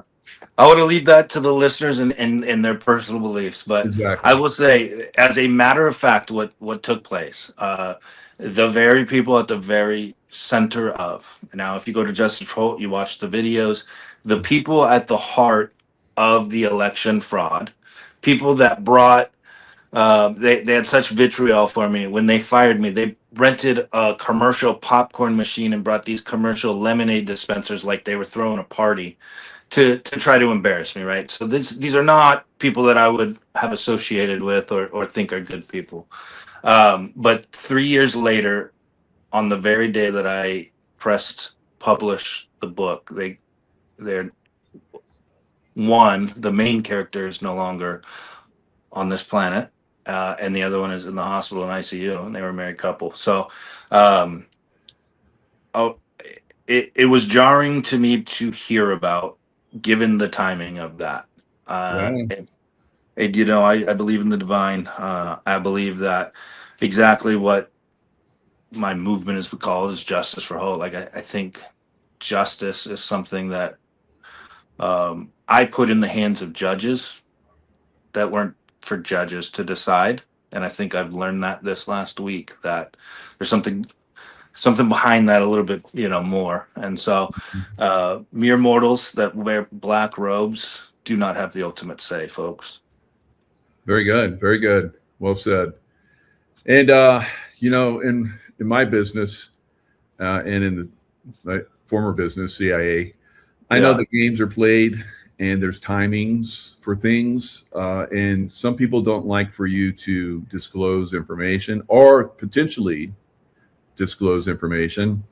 I think, unfortunately, we're probably going to see a lot of accidents that are going to start in earnest right now. So I don't know if that's what happened or it was divine, karma, whatever. For whatever reason, I'm sad that those people had that happen to them. Of course, there's no reason to celebrate that. I mean, even though they celebrated you, in your misfortune, sometimes you create an energy, and that energy seems to spin and draw things to you that could be that as well. And some people call that karma. But I'm someone I know energy, and I've seen guys that I'm going to get them fight with these assholes and kick some ass, and they're all gone. You attracted that. So we would tell guys, don't talk shit around us. We don't want that. We don't want that. I mean, they did celebrate. They've celebrated every, wrong that has happened. Like, it was them winning, and I can rise above and be a better person. That's just where it's at. Very good. So I'll pray for their salvation, and it's out of my hands from there. Right. That's the way to treat it. And I got chills on that one. That was a good one. Good job, Eric. So give, send, go. You're in the fight, but you need help. You need your your support. Your fire support and SEAL teams behind you and all kind of crazy stuff. While you go into you're the point man on the attack. So you need help. They've destroyed you, and you're fighting back. This is the way it happened for me. I fought back, and I rose above all their control systems and stuff. And that's what you're trying to do now. But you need a little help, and this is always good to. I know this is not something you ever wanted to do, but to you're on the forefront of fighting evil, and I'm surprised at the federal level they did that, but I guess not, because I saw it happen in D.C. But yeah. Anyway, free speech retaliation and election integrity. You've gotten some really good support, but this is you're dealing with the law, and those guys are expensive. that's yeah. I mean, I literally have said I think it costs $1,000 a page in court. Jesus. Yeah, it's insanity. So, it is not a comfortable thing for a man to ask for donations, but here I am, and I do appreciate you putting it up. My promise to everybody out there is if you feel enough about my case to donate, this goes to fighting corruption. It does not go to me, and so do my book sales. They'll go to fighting corruption. That's a great. That's great. That's a great way to put it. Definitely. That's all it's for. I mean, I am a blessed man, and I'm not going to go take vacations. I'm not going to go buy cars. That is for the legal fight. So I still, again, let me kind of tell you about the meeting with the Mountain States legal team this morning. So, I had them. They came on right around the time that I came on last time. After my briefs have been filed, they've been a great support, but they were there for the appellate and if it could go to the Supreme Court. And so talking to them this morning, the way that the judges made this decision removed any chance I have from going to the Supreme Court on a First Amendment case. They minimized things so badly that the Supreme Court is for if something is a violation of law or there's tension within the different circuits, all this stuff. So what they did for me is they minimized things so much and that it didn't give me that path, which is very unfortunate because it's the First Amendment. I think anybody that rules against it should have at least the opportunity at the highest court. So my First Amendment case is, unless there's some magic way to revive it, I don't think that's going to happen. I have a state court case that I do not have the legal support of Mountain States Legal Foundation. So I'm going to try to re-raise some funds and try to get an attorney. That is a much more black and white. That's wrongful termination and breach of contract. I've had a lot of success in that. I was able to defeat attorney-client privilege, which means they had to give me all of their communications with their attorney, and they are explosive. I wish I could have had them in my federal case because it would have made it a slam dunk and easy. So that case still goes. I mean, but that comes with court fees. I got to get some legal help because they can throw your case out if you make a mistake on a motion or a random scheduling or and that's a high risk. Create that as I saw as the trial's ongoing. They find an edge because they have.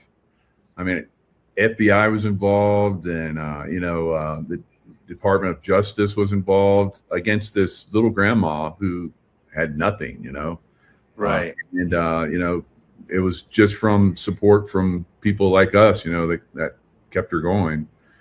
Unfortunately, she lost her case, and she was going to go to jail. And fortunately, President Trump came in and pardoned everybody on the day that she was supposed to go to jail. Wow.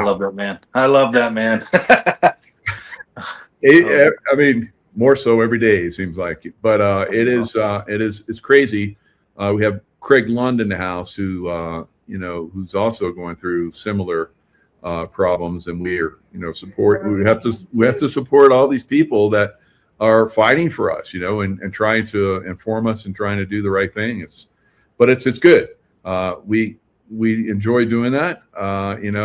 We're the ones that are You, Greg Lund, all of us here watching and supporting are all part of a system that is trying to throw down and destroy this system's trying to control us. Yeah, 100%, man. Again, it's never a comfortable thing for me to ask for donations, right? I know where, again, my integrity is like written into a book. I'm not going to go use it. I know where I'll use it, but it's still never easy. I had somebody tell me early on, um, a close friend that said, like, it's not your fight, man. It's all of our fight. You're my friend. I want to help you. I'm your family. Or I heard you on Michael Jaco's show, and I'm a patriot too.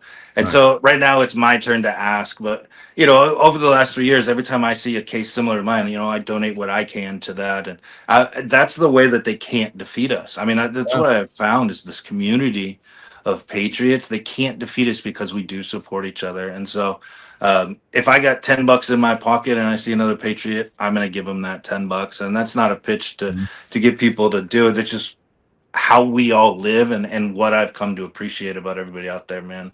Because I couldn't have done it alone. There is no way. Right. Yeah. No way at all. Definitely.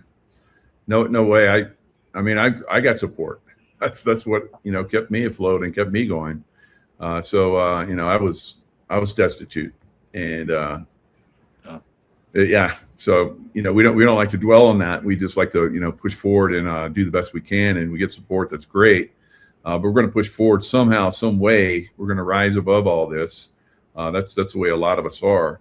Yeah. Now, so the next stage, what's the court, when's the dates and so forth? That's you're looking at.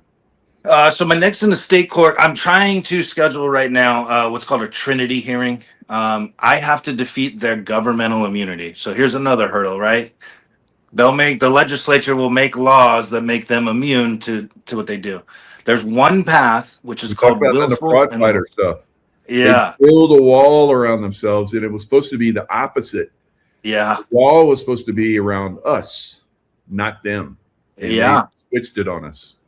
Yeah, Great. so that's probably my next huge fight is government immunity. I'll probably make some sort of advocacy page for that. But for my case, I'm gonna go in and try to defeat their immunity on the individuals, right? So then I can go after them individually. Because the shield that they've built, that wall that you just mentioned, even if right now they lose, they just tax you and then they pay out of the taxes, right? I'm trying to go against them as individuals. I want to take their houses, their cars. And then I want to give it back. And I want to move into one of their houses and then hire them as my cleaning and gardening staff. So that's the goal. Oh my God, that's fabulous. Yeah. So that's the path. Again, a procedure is a nightmare. I live in a different state than the court is right now because I'm in exile. But I'm pretty confident I can. There's an exception called willful and wanton disregard, and it's pretty obvious that they disregarded the law and the rights of me, especially in their attorney. I can't show it yet. I can't wait to, but everything they denied, I have it in writing. They lied, and so there's a thing in the court realm. If you lie after the fact, it's called post hoc. And I have that as a secondary trap that not only did they do this in the beginning, but they've lied to cover it up since, and I have that documentation. Therefore, they knew what they did was wrong. There's no denying, and that's why they tried to cover it up. So if I can win that, then I get to go to a jury trial and full discovery. Right now, I've been on very limited discovery, and I still was able to get this stuff. But if I win that hearing, and that's not a jury trial, that's a judge's decision. So fingers crossed, right? Prayers for you, definitely. Yeah, but that would be a big victory. It doesn't happen much, and then we'll go after them, and then we'll all throw a party where everybody that listens here gets to come over. Party, yes, definitely. Yeah, and the people that did this will hire as the wait staff to hand us all beers, right? And we'll shame them publicly. God, that would be justice served, but I don't think they should be serving anybody. I think they should be in prison forever. So that's what I think. So going forward, we'll see. I think a lot of stuff that's going to be revealed, guys. Sorry about that, Mike. No worries.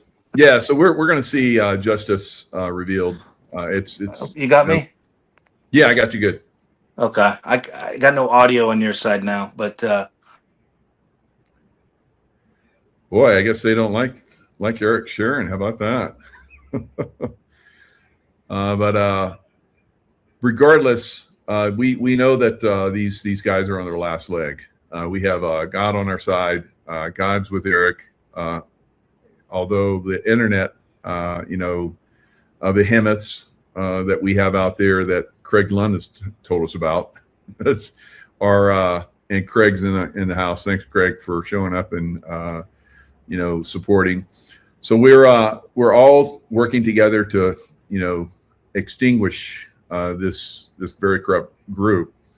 And I think that unfortunately, like we're seeing with Eric right now, there could be a blackout that could happen because they're getting desperate.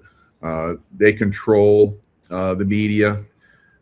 They control, as we saw with President Trump's speech last night, Fox News. I subscribe to Fox News Live, and I live casted that show. And President Trump was not supported on ABC, CBS, or CNN. So I don't know. Maybe they'll lose their license, which I think they should. But there's definitely controls that are going on, and it looks like Eric will have you back. So thanks for staying with us.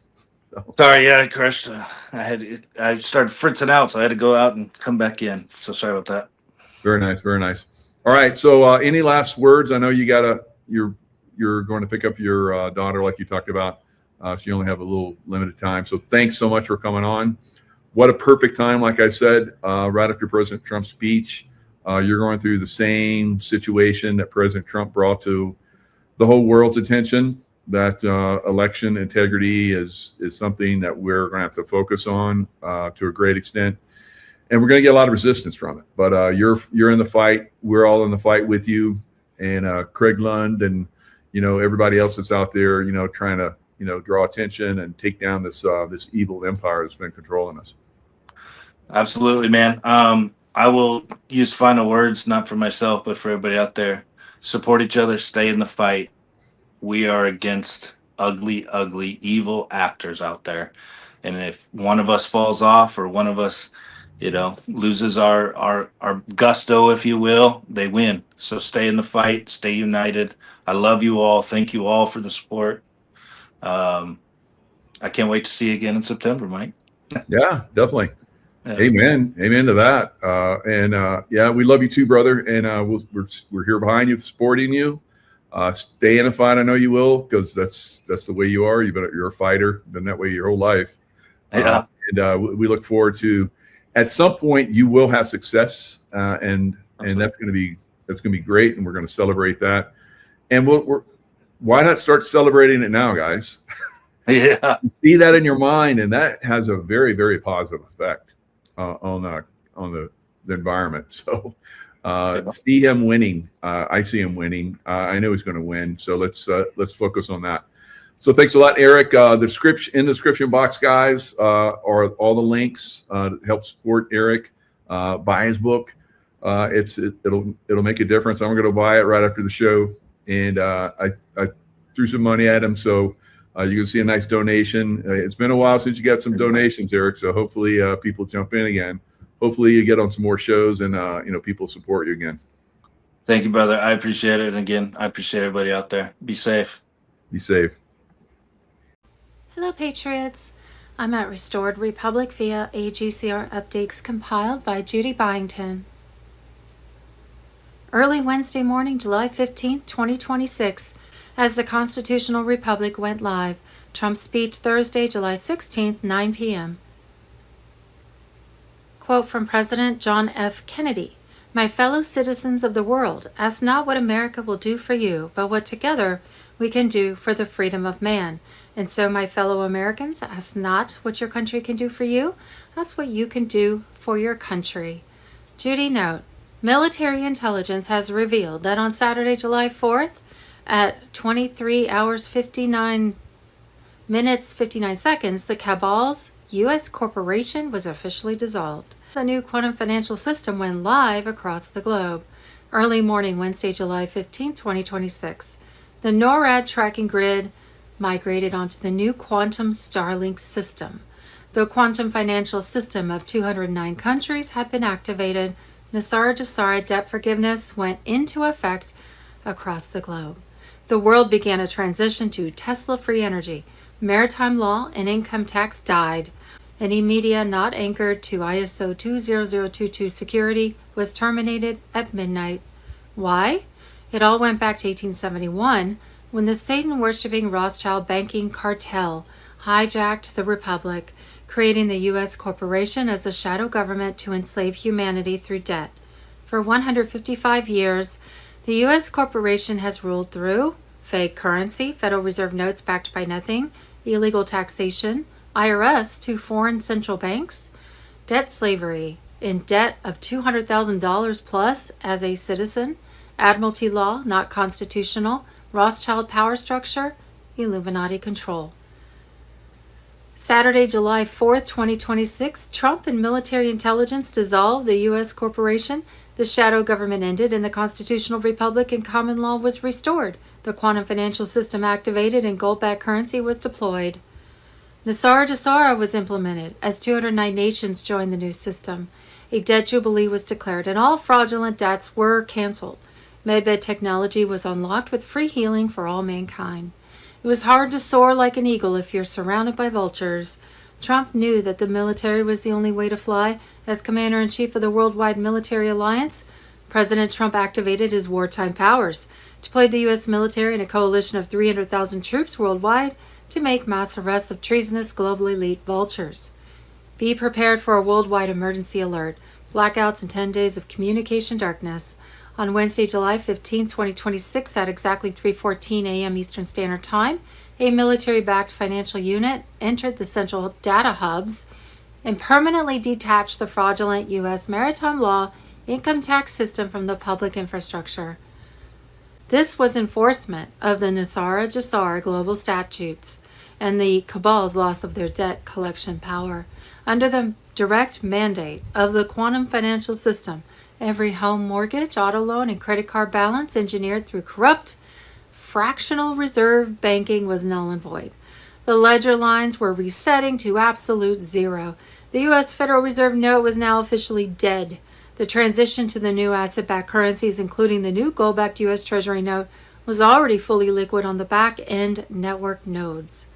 The stolen physical wealth and massive gold reserves recently reclaimed from the deep vaults of Rome and the private central banking dynasties have been digitally stamped and routed straight into the restored Republic Treasury pipelines.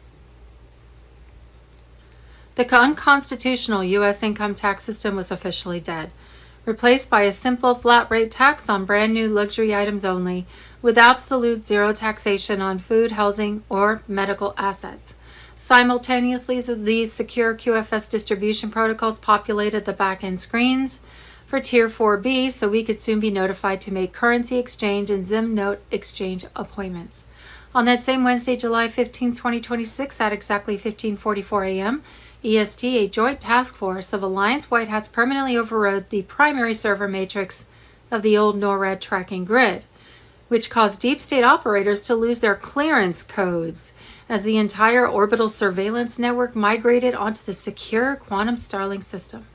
This caused the subterranean high-speed transit loops connecting the Denver bunker vaults to the Cheyenne Mountain command centers to be sealed. The quantum system initiated a non-reversible override on the primary media relays, and any broadcasting network or communication hub that not anchored to the clean gold-backed ISO 20022 security protocol was scheduled for termination by midnight. The transition to the Tesla-free energy grid entered its primary phase. The traditional narrative streams will go silent, replaced instantly by the 10-country emergency broadcast system to deliver unsealed military court files directly to the population. Wednesday evening, there will be irregular flight groundings and withdrawal of high-ranking administrative personnel from restricted government zones across North America. In this great battle of good against evil, one of Trump's main targets was Iran and Islam. Islam was largely alien to the American way of life, has long been shouted throughout the Muslim world. Islam was bound to destroy us just like it was destroying Europe through mass immigration, setting up their own Muslim communities which were loyal only to Sharia law. There was several documented pieces of evidence showing Barack Obama was directly linked to the Muslim plan to take over America. Senator Tommy Tuberville said it was Barack Obama who was importing Muslims to take over local governments and eventually the federal government. Not only was President Trump he was dismantling a global coalition of 24 countries. Iran was the globalist communist cabal's Achilles heel. They have spun their web of control through Tehran, and they were not about to let go of it. Trump's plan? America withdraws from NATO and see the cabal alliance fall apart. Tear up billion-dollar deals across the Persian Gulf, impose a total blockade on the Strait of Hormuz, and let Iran suffer crushing economic ruin. The Wednesday, July 8th missile strikes on Iran were actually a distraction. While mainstream media focused on explosions throughout Iran, the cabal's financial system was being dismantled as Trump's global military alliance executed Operation Financial Reset 0708. 847 financial accounts seized, deep state assets frozen, 234 banking officials arrested. Quietly, no media coverage. 456 shell companies liquidated, off-books operations shut down, 678 trillion in fraudulent assets recovered, being redistributed. Another of President Trump's major targets was our own CIA. On Inauguration morning in January 2017, just before Trump first took office, he paid a visit to CIA headquarters and declared a war on human trafficking.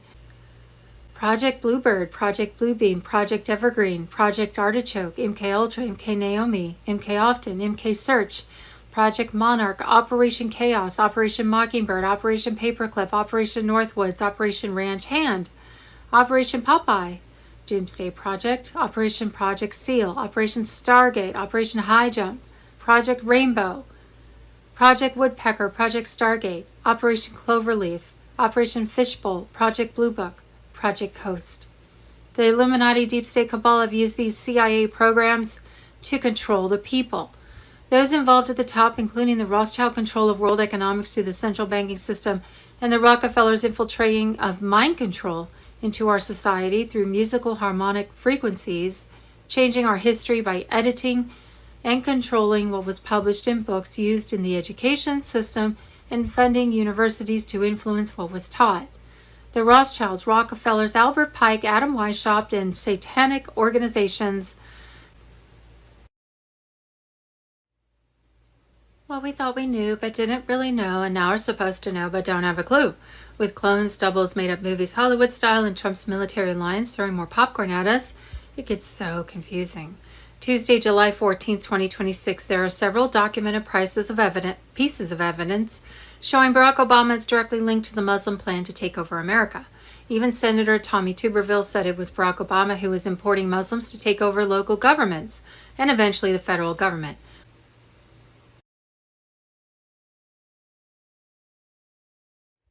Possible timing. On Friday, July 10th, Juan O'Savin posted the below schedule, revealing the final stages of the QFS activation and global currency reset that has the entire alliance on high alert. Some dates didn't happen as posted, so the information has been put in order of events and what we know as of Wednesday, July 15, 2026. Wednesday, July 15, 2026, quantum override as the legacy SWIFT dies. Federal Reserve neutralized and IRS ended by Trump executive order. Debt Jubilee activated in 209 countries. Tier 4B liquidity distribution starts with gold-backed RV, igniting massive wealth transferred to patriots. Deep state financial control shatters. Thursday or Friday, July 16th and 17th, Tier 4B and ZIM holders flood redemption centers for exchange appointments at the highest rates. QFS wallets go live for verified users. Cabal encryption keys seized. Children rescued from remaining DUMBs as adrenochrome networks collapse with military raids. July 2026 military tribunals expand with thousands of sealed indictments unsealed. Corrupt judges, CIA, FBI, and Congress members arrested. July 2026 global blackout and 10-day lockdown begin. Banks go dark. Starlink assumes control as final arrests of pedophile rings accelerate worldwide.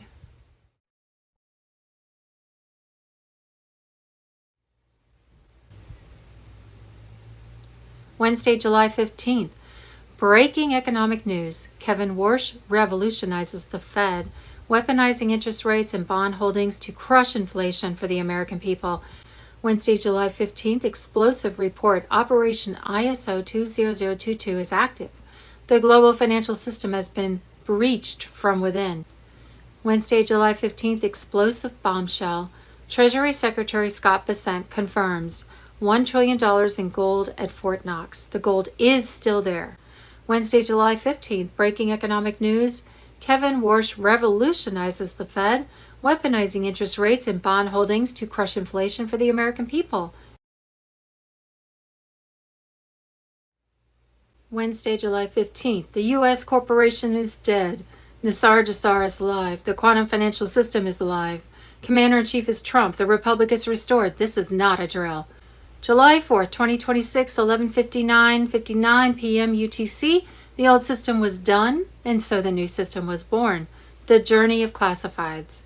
Operation Republic Restoration, Military Intelligence. July 4th, 23:59 U.S. corporation officially dissolved. July 5th, 000000, quantum financial system goes live globally. The Restorer. In 1871, the Rothschild banking cartel hijacked the Republic, creating the U.S. corporation as a shadow government to enslave humanity through debt. 155 years of rule by the U.S. corporation through fake currency, Federal Reserve notes backed by nothing, illegal taxation, IRS to foreign central banks, debt slavery, in debt of $200,000 plus as a citizen, Admiralty law, not constitutional. Rothschild power structure, Illuminati control. The liberation. July 4th, 2026, Trump and military intelligence launched final strike. U.S. corporation dissolved. Shadow government ended. Constitutional republic restored. Common law restored. Quantum financial system activated. Gold-backed currency deployed. Nisar Jassar implemented. 209 nations joined new system. Debt jubilee declared. All fraudulent debts are canceled. The double blow. Strike 1, financial liberation, old system dead, new system live. Strike 2, government restored, Republic restored, Trump commander-in-chief. The alarm. The Rothschild banking cartel is panicking big time. They built their empire on the U.S. corporation. Now it's gone. Their currency is no good. Their system of debt is dead. They are helpless. The facts?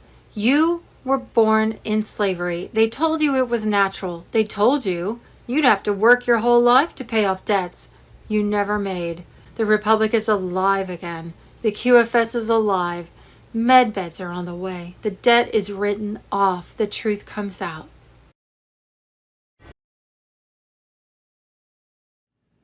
Wednesday, July 15, 2026, emergency broadcast.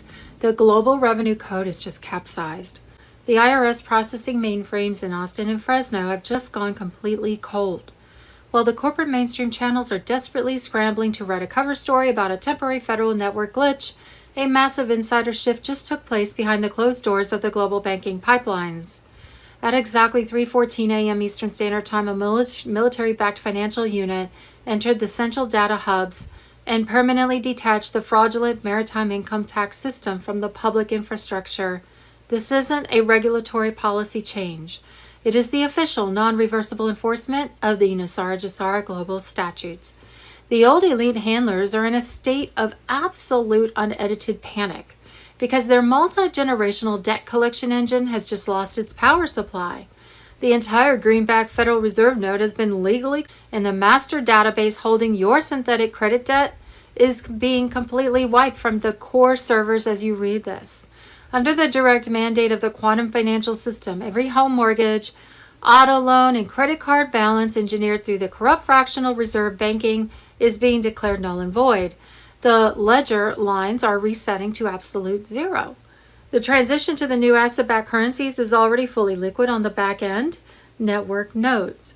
The stolen physical wealth and massive gold reserves recently reclaimed from the deep vaults of Rome and the private central banking dynasties have been digitally stamped and routed straight into the restored Republic Treasury pipelines. The unconstitutional income tax system is officially dead, replaced by a simple flat rate tax on brand new luxury items only, with absolute zero taxation on food, housing, or medical assets. Simultaneously, the secure QFS distribution protocols are populating the back-end screens for Tier 4B, ensuring that the generational abundance stolen from humanity is returned directly to the sovereign living soul. Look at the unprecedented trading halts on the international indexes and the sudden, silent evacuation of corporate executives from the restricted zones. They wanted a world where you would pay for your own economic prison till the end of time. Instead, the Alliance just flipped the master switch, cleared the vaults, and initiated the ultimate global jubilee. The Cheyenne Mountain Complex has locked out the shadow spectrum. System disconnect imminent. Nasara Gasara, QFS. On Wednesday, the 15th of July, 2026, there were sudden, unannounced military exercises and air traffic rerouting over the Colorado Cheyenne Mountain Complex. It concerned an operational shift deep inside the granite bunkers. On that Wednesday, the 15th of July, 2026, at exactly 15:44 a.m. EST, a joint task force of Alliance White hats permanently overrode the primary server matrix of the old NORAD tracking grid. The legacy deep state operators have officially lost their administrative clearance codes, and the entire orbital surveillance net has been migrated onto the secure quantum Starlink system. Here is the unedited technical trajectory of what hits our reality next. The DUMBS disconnect. The subterranean high-speed transit loops connecting the Denver bunker vaults to the Cheyenne Mountain command centers have been physically sealed. Alliance engineering units have isolated the lower levels, cutting off the elite's primary continuity of government exit routes and securing the encrypted logistics ledgers of the shadow infrastructure. Project Odin enforcement. The old corporate satellite tracking grids are being systematically dark-mapped. The quantum system has initiated a non-reversible override on the primary media relays. Any broadcasting network or communication hub that is not anchored to the clean, gold-backed ISO 20022 security protocol is scheduled for a hard termination by midnight. The blackout tradition. The transition to the Tesla-free energy grid is entering its primary phase. The old matrix power grids are calibrated to undergo a brief, controlled global calibration period. During this window, the traditional narrative streams will go silent, replaced instantly by the 10-country emergency broadcast system, EBS, to deliver unsealed military court files directly to the population. Look closely at the irregular flight groundings and the sudden, silent withdrawal of high-ranking administrative personnel from restricted government zones across North America tonight. Their authority certificates are dead, and their grid is short-circuiting.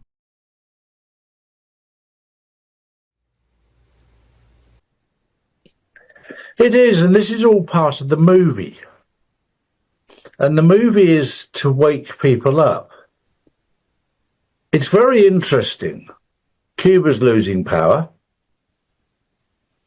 What would happen to you if you lost power this week? Think about it. Would your life end because you couldn't get on the internet? Would it end because you couldn't get any income from YouTube or from OnlyFans or from Instagram or from whatever your source of income is online? What would happen to you if you had no power? I can tell you what would happen to me. I'd be pretty peaceful and pretty calm because I know it's going to happen. I'm prepared for it. I've got enough food at home to last for a month. I've got enough water to last for a month. I'm prepared. And if it did go down, it will be different for sure, because we depend so much on our mobile phones, our internet to communicate. The movie that we're watching right now, I came up with a title for it. The title for this movie that we're watching is called Revealing the Truth. The light is exposing the darkness. The truth is coming to light. and you're living through it. And sometimes we ignore the truth. We turn away. But as the truth is being revealed, those who are awake see it straight away, and those who are not, don't. And they'll have to catch up. That's not your problem. That's not my problem. Your problem is you. My problem is me. As we watch what's happening in this movie, it's all revealing the truth.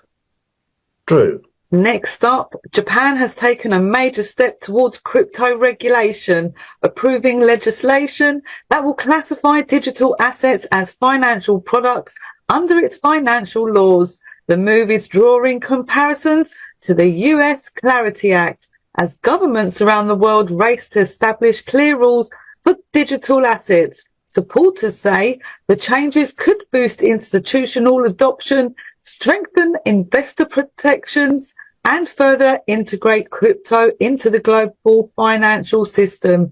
Meanwhile, attention remains on the United States, where the Clarity Act continues to advance through Congress.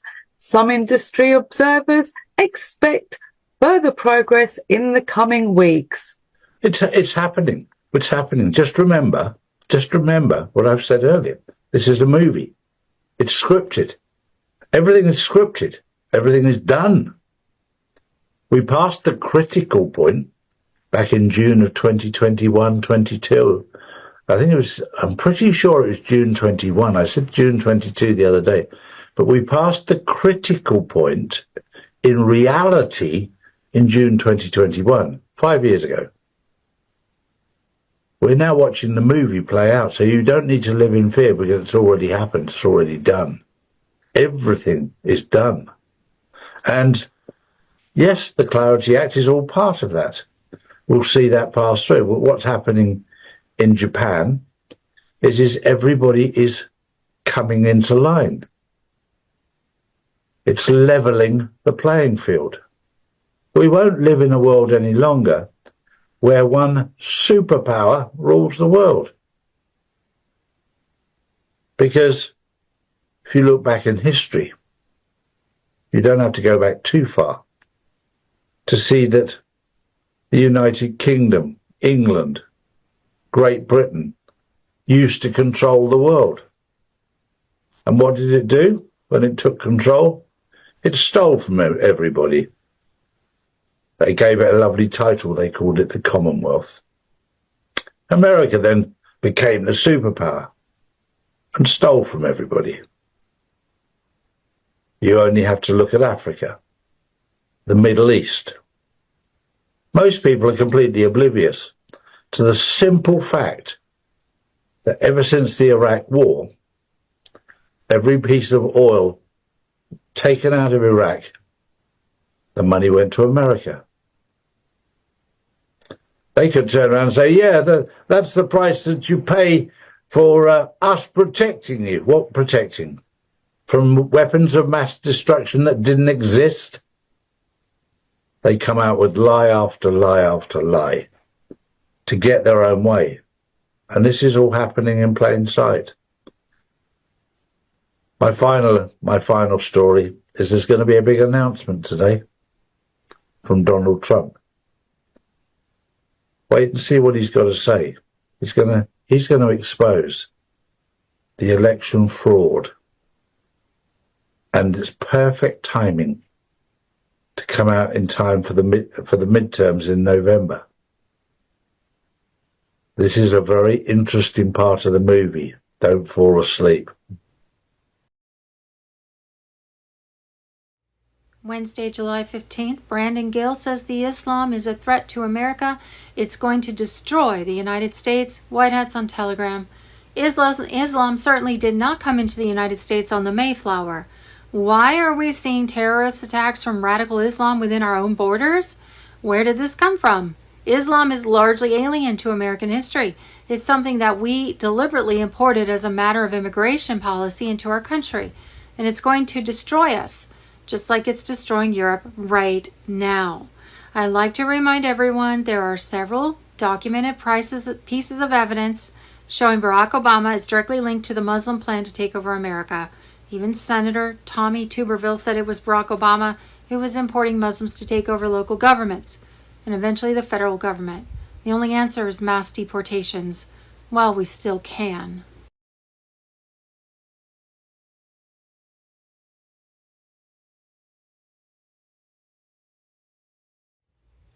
Wednesday, July 15th, breaking. Secretary of State Marco Rubio has just stunned the world, launching a plan to destroy the International Criminal Court. ICC threats to Wednesday, July 15th, holy smokes. Have just announced over 1 million people are on Obamacare with no social security number. It's one big racket. They submit applications for fake people and enroll stolen identities, all to collect millions of dollars in fees from insurance companies for selling plans they never legitimately sold. The Obamacare marketplace is plagued by fraud, in large part because the Biden administration dismantled basic program integrity guardrails. More than 1 million people enrolled in Obamacare without social security numbers on file. That is a glaring warning sign of fraud. If even a single person was on Obamacare with no social security number, we should have found out why. Are we paying people who we don't know if they actually exist? Shady insurance agents and other bad actors have been getting paid to enroll unsuspecting Americans in health plans they never signed up for. Thanks to this aggressive enforcement strategy, we have already eliminated thousands of fraudulent policies, and we're just getting started. We're also working with insurers to cancel every policy that should never have been issued and recover every taxpayer dollar that was fraudulently paid out.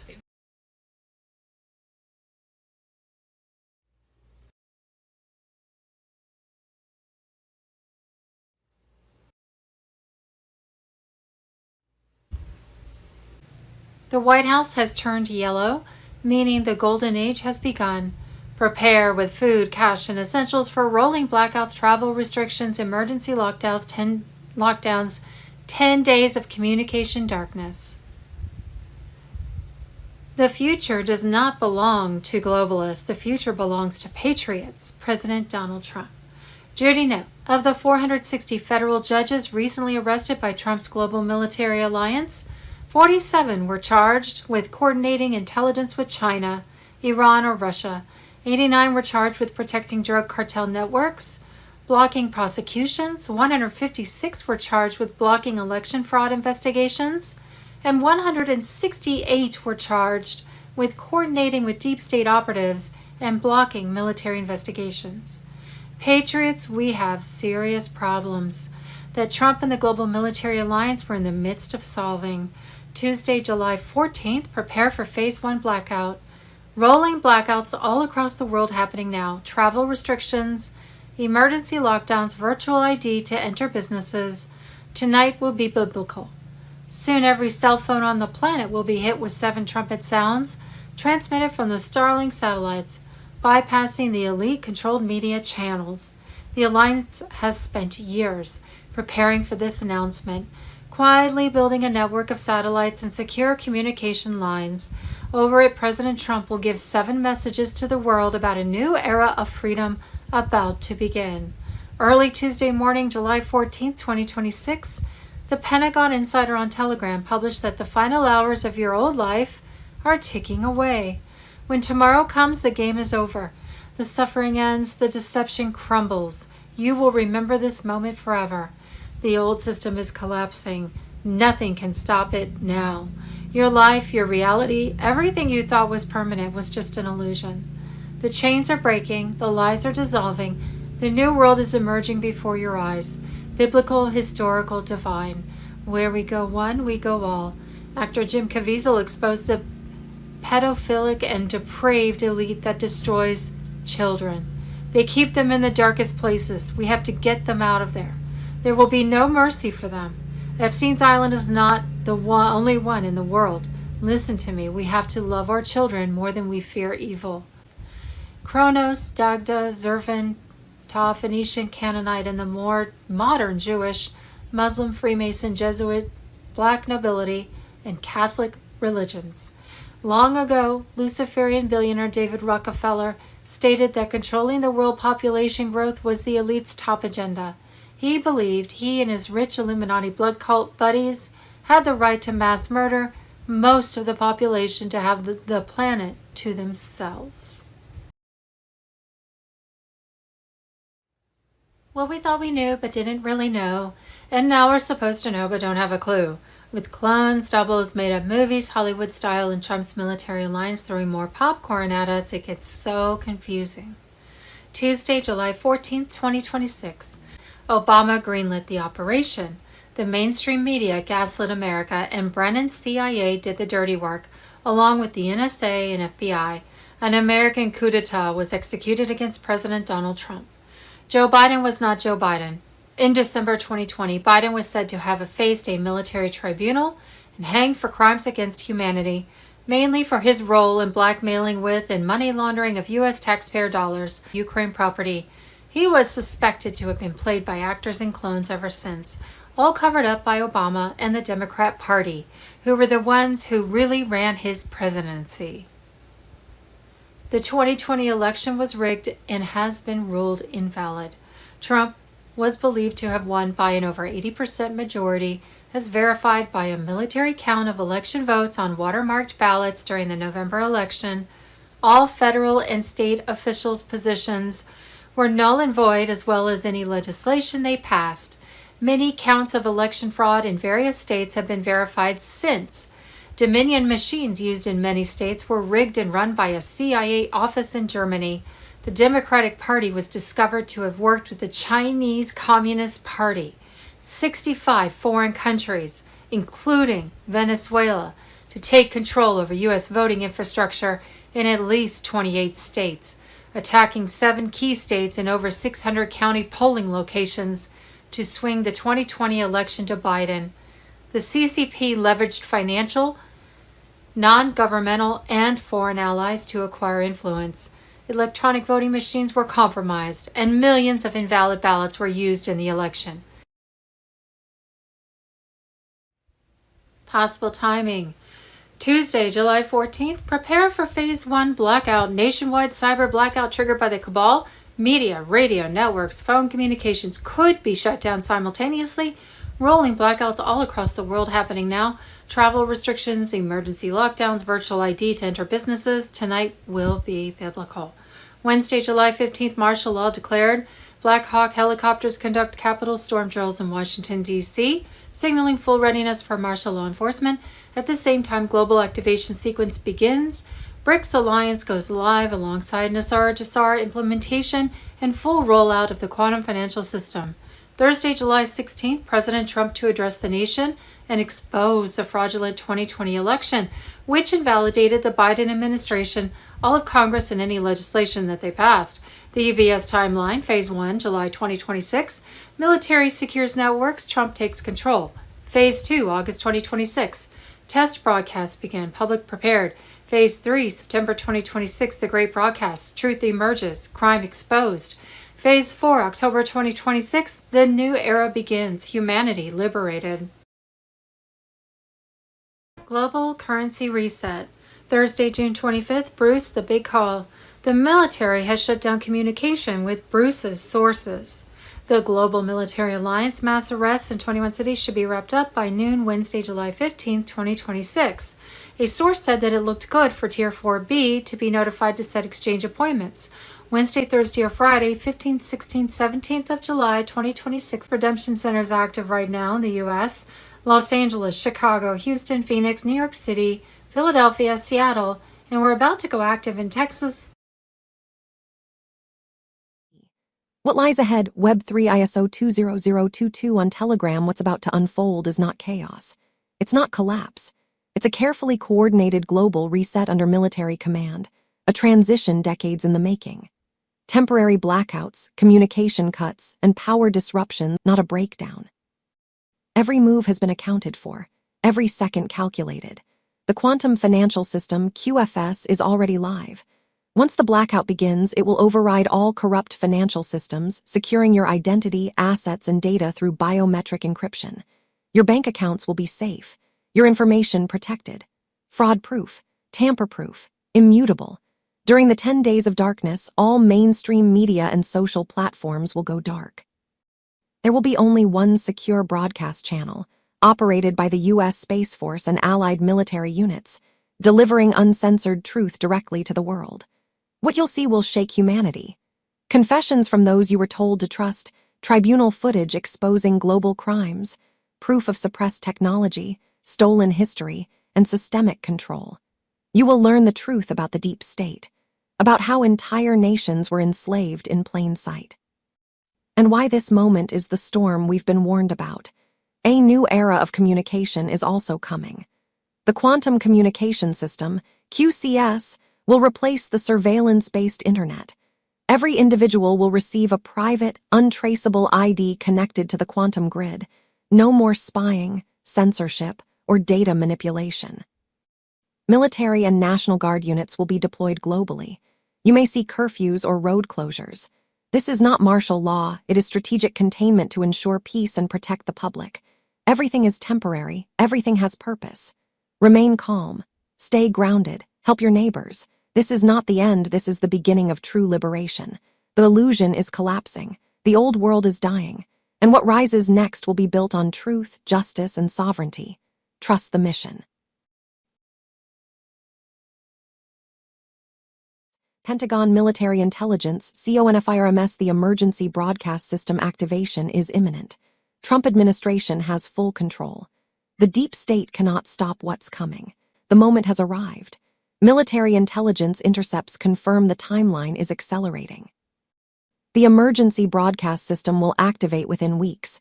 When it happens, every screen stops, every device, every frequency, every nation, only truth. The EBS timeline, Phase 1, July 2026, military secures networks, Trump takes control. Phase 2, August 2026, test broadcasts begin, public prepared. Phase 3, September 2026, the great broadcast, truth emerges, crimes exposed. Phase 4, October 2026, new era begins, humanity liberated. Pentagon intelligence leaks, the EBS activation is locked in. Trump has the codes, military controls the networks. When it happens, mainstream media is permanently silenced. Truth flows for 72 hours straight. Military insiders confirm, we've secured every satellite, every broadcast tower, every communication system. The deep state tried to stop us. They failed. Activation is unstoppable. The world is about to wake up. The conspiracy. For decades, deep state controlled all information. They used mainstream media as weapon. They silenced truth. They imprisoned patriots. They murdered whistleblowers. Now military has control. EBS broadcasts truth for 72 hours. Every crime, every conspiracy, every lie. What happens when EBS activates? Your phone receives emergency alerts. Every TV broadcasts the same message. Every radio carries the signal. Internet goes dark temporarily. Then truth emerges. Arrests begin, trials broadcast, justice served. Deep state is panicking. They know EBS activation is coming. They're creating distractions. Fake news, false flags, manufactured crises. Do not be fooled. Military is in control. Trump is in command. When will it activate? Soon. Very soon. Signs are everywhere, military movements. Communication blackouts, unusual government activity. Countdown is real. Timeline is locked. Prepare yourself. Stock supplies. Inform family. Prepare for 72 hours of continuous truth broadcasts. World will never be the same. Humanity is about to be liberated. Mainstream media will deny this. They will call it conspiracy. They will try to stop broadcast. They will fail. Military has control. G. Announcement and implementation of NESARA/JASARA laws. On 10 Oct. 200 President Bill Clinton had no interest in signing NESARA into law even though the Supreme Court had ruled NESARA valid. So, under orders from U.S. military generals, the elite Naval SEALs and Delta Force stormed the White House and, under gunpoint, forced Clinton to sign NESARA into law. During this time, Secret Service and White House security personnel were ordered to stand down, disarmed and allowed to witness this event under a gag order. NESARA law implements the following changes in the U.S. 1. Zeroes out all credit card, mortgage, and other bank debt due to illegal banking and government activities. This is the Federal Reserve's worst nightmare, a jubilee or a forgiveness of debt. 2. Abolishes the income tax. 3. Abolishes the IRS. IRS employees have been transferred into the U.S. Treasury National Sales Tax Area. 4. Creates a 14% flat rate non-essential new items only sales tax revenue for the government. In other words, food and medicine will not be taxed, nor will used items such as old homes.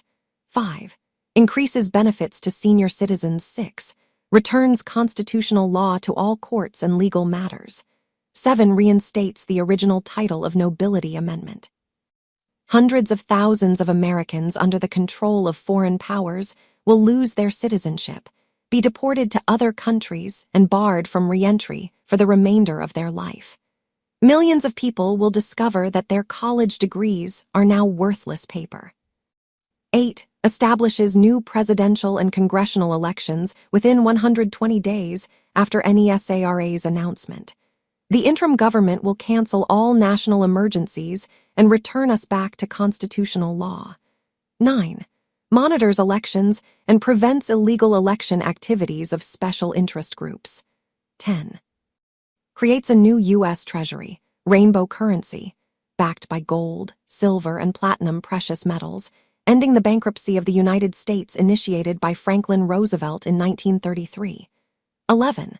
Forbids the sale of American birth certificate records as chattel property bonds by the U.S. Department of Transportation. 12. Initiates new U.S. Treasury bank system in alignment with Constitutional Law 13. Eliminates the Federal Reserve System. During the transition period, the Federal Reserve will be allowed to operate side by side of the U.S. Treasury for 1 year in order to remove all Federal Reserve notes from the money supply. 14. Restores financial privacy. 15. Retrains all judges and attorneys in Constitutional Law 16. Ceases all aggressive U.S. government military actions worldwide. 17. Establishes peace throughout the world. 18. Releases enormous sums of money for humanitarian purposes. 19.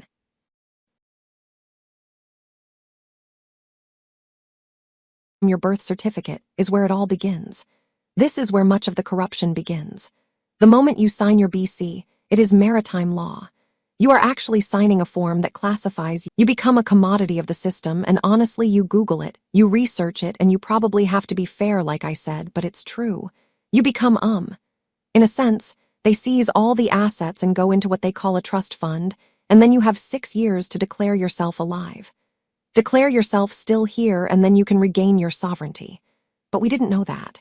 It was a system they had set up so that you and I and everyone else were traded like cattle on the stock market.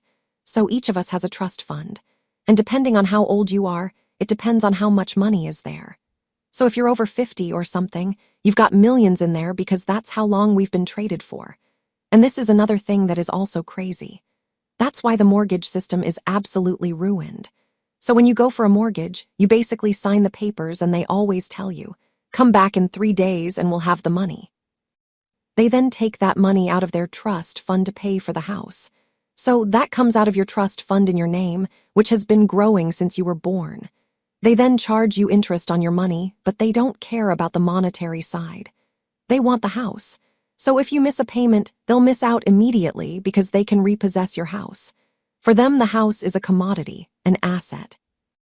Wait to share what the banks do, but this trust fund is where much of your money will come from and be returned to you. This is their money that they have earned from you. Then you also have the tax side. Taxes have never been taken from us. It is illegal. It is a corrupt system. So all the taxes that we pay, it is not that they are going to return them to us, like the exact amount of taxes that we paid. What I have heard on the channels is the fact that it will be bond-based. So at a certain age, you will get so much money back. At a certain age, this. I think the 62 plus category was like 110K or something like that. But obviously they'll know more about that when it comes, but that's where more money comes from.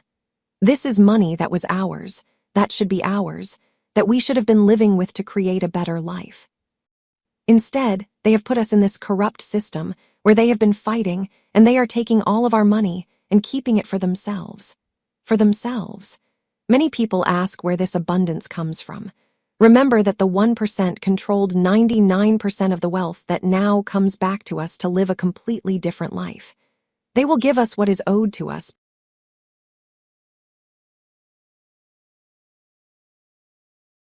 What we think we know as of WED 16, July 2026.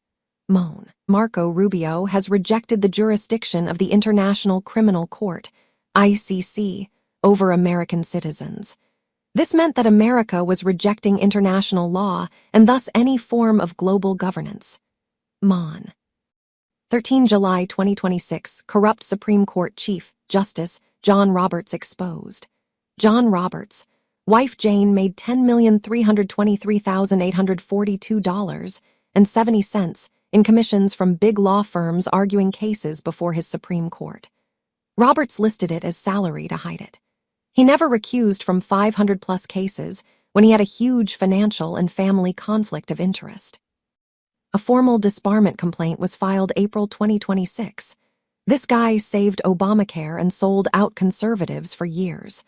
Why don't House Republicans impeach John Roberts? 14 July 2026, deadly bacteria found in Cheyenne, Wyoming's wastewater system, tied to $800 million data center, owned by Mark Zuckerberg. During construction of Mark Zuckerberg's 715,000 SQ FTAI data center campus, Project Cosmo in Cheyenne, wastewater from the fill and flush process. Allegedly introduced Cupriavitis gilardiae into the city's reclaimed water system. Economic news. Trump's new American monetary system sparks massive debate over gold, XRP, stablecoins, and the future of the U.S. dollar.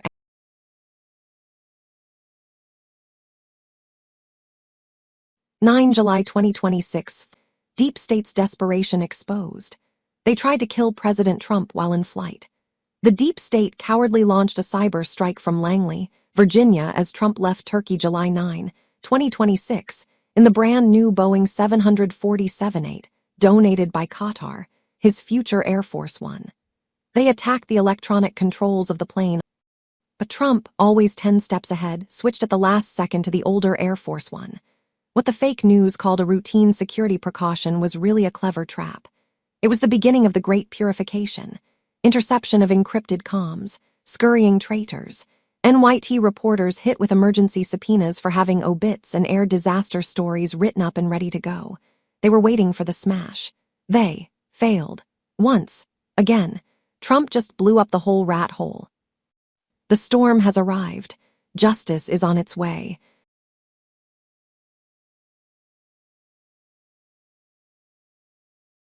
Trust in Trump.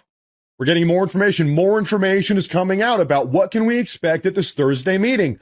Folks, bear with me. We're going to blow your socks off here. Breaking news. President Trump's Thursday evening speech to the nation will reportedly show newly declassified intelligence reports that reveal a foreign nation's plans to interfere in the 2020 presidential election. The president will reportedly be joined by CIA Director John Ratcliffe, Acting DNI Director of National Intelligence Bill Pulte, FBI Director Kash Patel, and also DHS Secretary Mark Wayne Mullen.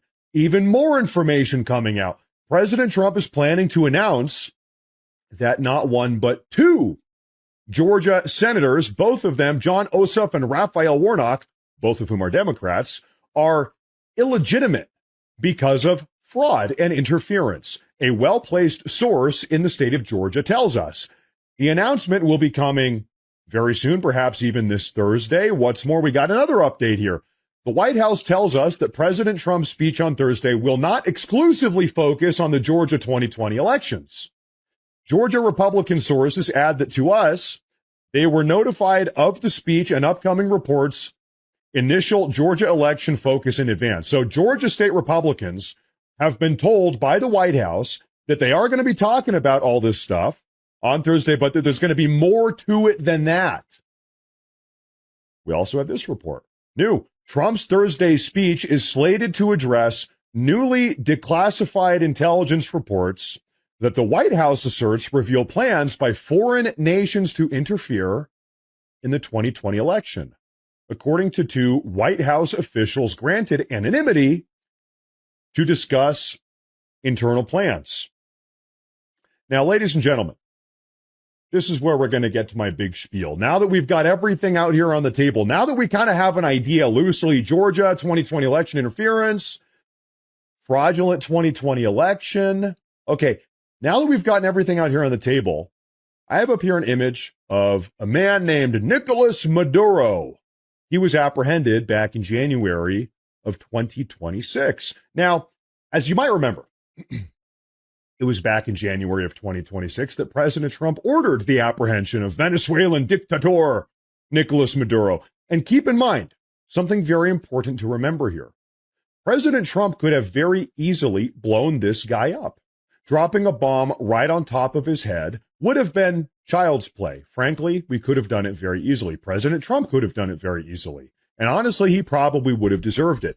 But that's not what Trump did. No, President Trump wanted Nicolas Maduro alive. He wanted him alive and brought back up to the United States alive. He wanted this so much so badly, in fact, that he ordered a special midnight Delta Force raid to go and rip this guy out of his compound, his highly guarded compound, down in Venezuela, in Caracas, Venezuela. But why? Why did President Trump so desperately want Nicolas Maduro brought to the United States alive? Like we said, could have very easily blown him up, but he didn't. Brought him back alive. Well, at this point, folks, we're going to go through a little bit of a recent history lesson. Okay, let's get some more information on the table here. Many of you might know this. Beginning back in 2003, 23 years ago, Venezuela's former president, Hugo Chavez, pretty bad guy as well as a slightly younger Nicolas Maduro himself, developed together a proprietary election rigging system built on the back of the Smartmatic electronic voting technology. Smartmatic electronic voting technology was originally created by a group of Venezuelan tech engineers in 1997. In 2024, during the general presidential election, guess what? Feel free to fact check me on this. A group of former Venezuelan Smartmatic employees actually came forward and blew the whistle on all of the Maduro regime voter fraud and election rigging, handing over proof and evidence to the then Trump 2024 presidential campaign. This was on the campaign trail. According to these Venezuelan Smartmatic whistleblowers, over the last 20 years, Venezuela has rigged elections in 72 different individual countries all around the world, including, according to the Venezuelan Smartmatic whistleblowers, including the 2020 U.S. presidential election. The whistleblowers then, allegedly, based on the reports we have, went on to actually work alongside with the 2024 presidential Trump campaign in order to help prevent Maduro from rigging the 2024 election, as he had successfully done in 2020. Former National Security Advisor Michael Flynn, former federal prosecutor Sidney Powell, and former White House press correspondent Emerald Robinson have all come out and publicly corroborated this entire story, everything that I have just told you, as well as a batch of 2020 WikiLeaks, which talks about all of this, which came out of the State Department classified document leaks, reported by WikiLeaks. 14 July 2026 uniformed Air Force major who called for Trump's impeachment goes to Gitmo. Pentagon insider on Telegram. The uniformed Air Force major arrested on the steps of the U.S. Capitol on Wednesday for unlawfully calling for President Trump's impeachment now occupies a Camp Delta cell at Guantanamo Bay pending either a general court-martial or a military tribunal. The Uniform Code of Military Justice explicitly prohibits service members of any rank from publicly disparaging senior administration officials, such as the President, Vice President, or Secretary of War. But on Wednesday, Major Jason Watson joined a group of Antifa insurgents, holding a sign demanding the immediate impeachment of President Trump and Vice President Vance. He was arrested by Capitol Police and later handed to Air Force Special Operations Command, AFSOC operators who shackled his treasonous ass and put him on a flight to Gitmo. Before that, though, Watson was arraigned before a military magistrate at the Washington Navy Yard, where an overly sympathetic judge gave Watson numerous opportunities to justify his behavior. From what we know, the jurist asked Watson whether he was under the influence of drugs or alcohol when he violated UCMJ Articles 88, contempt toward officials, 94, mutiny or sedition, and 133, conduct unbecoming. Watson was also asked whether anyone had bribed or blackmailed him into breaking his oath. No and no. I'm of sound mind and body, and Stephen Miller and Trump's whore Natalie Harp, too, and fuck you too, Watson told the judge. Do whatever the fuck you want of me, it doesn't matter, we're taking back our country. We are Legion. His injudicious disregard for courtroom decorum earned him what could be a one-way trip to the nation's most notorious detention camp, where he now sits in pretrial confinement while the Office of Military Commissions debates whether to court-martial Watson or try him as a domestic terrorist, an enemy combatant. Neither possibility bodes well for Watson, but conviction by court-martial would assuredly yield a less severe sentence than would a guilty verdict at a military tribunal. If convicted of mutiny at a general court-martial, he could, potentially, face a death sentence. However, life imprisonment without parole, dishonorable discharge, and forfeiture of rank and benefits are the probable outcomes. If he's dragged before a tribunal, he will likely get the rope. According to military sources, a preliminary investigation into Watson's background has already unearthed sufficient evidence to establish guilt. Based on interviews with his peers and enlisted, he, tried recruiting others to stand with him against Trump at the Capitol, but he failed. The 15 people he approached showed better judgment. Still, it's clear-cut mutiny and inciting insurrection. He betrayed the uniform. One thing's for sure, life as he knew it is over.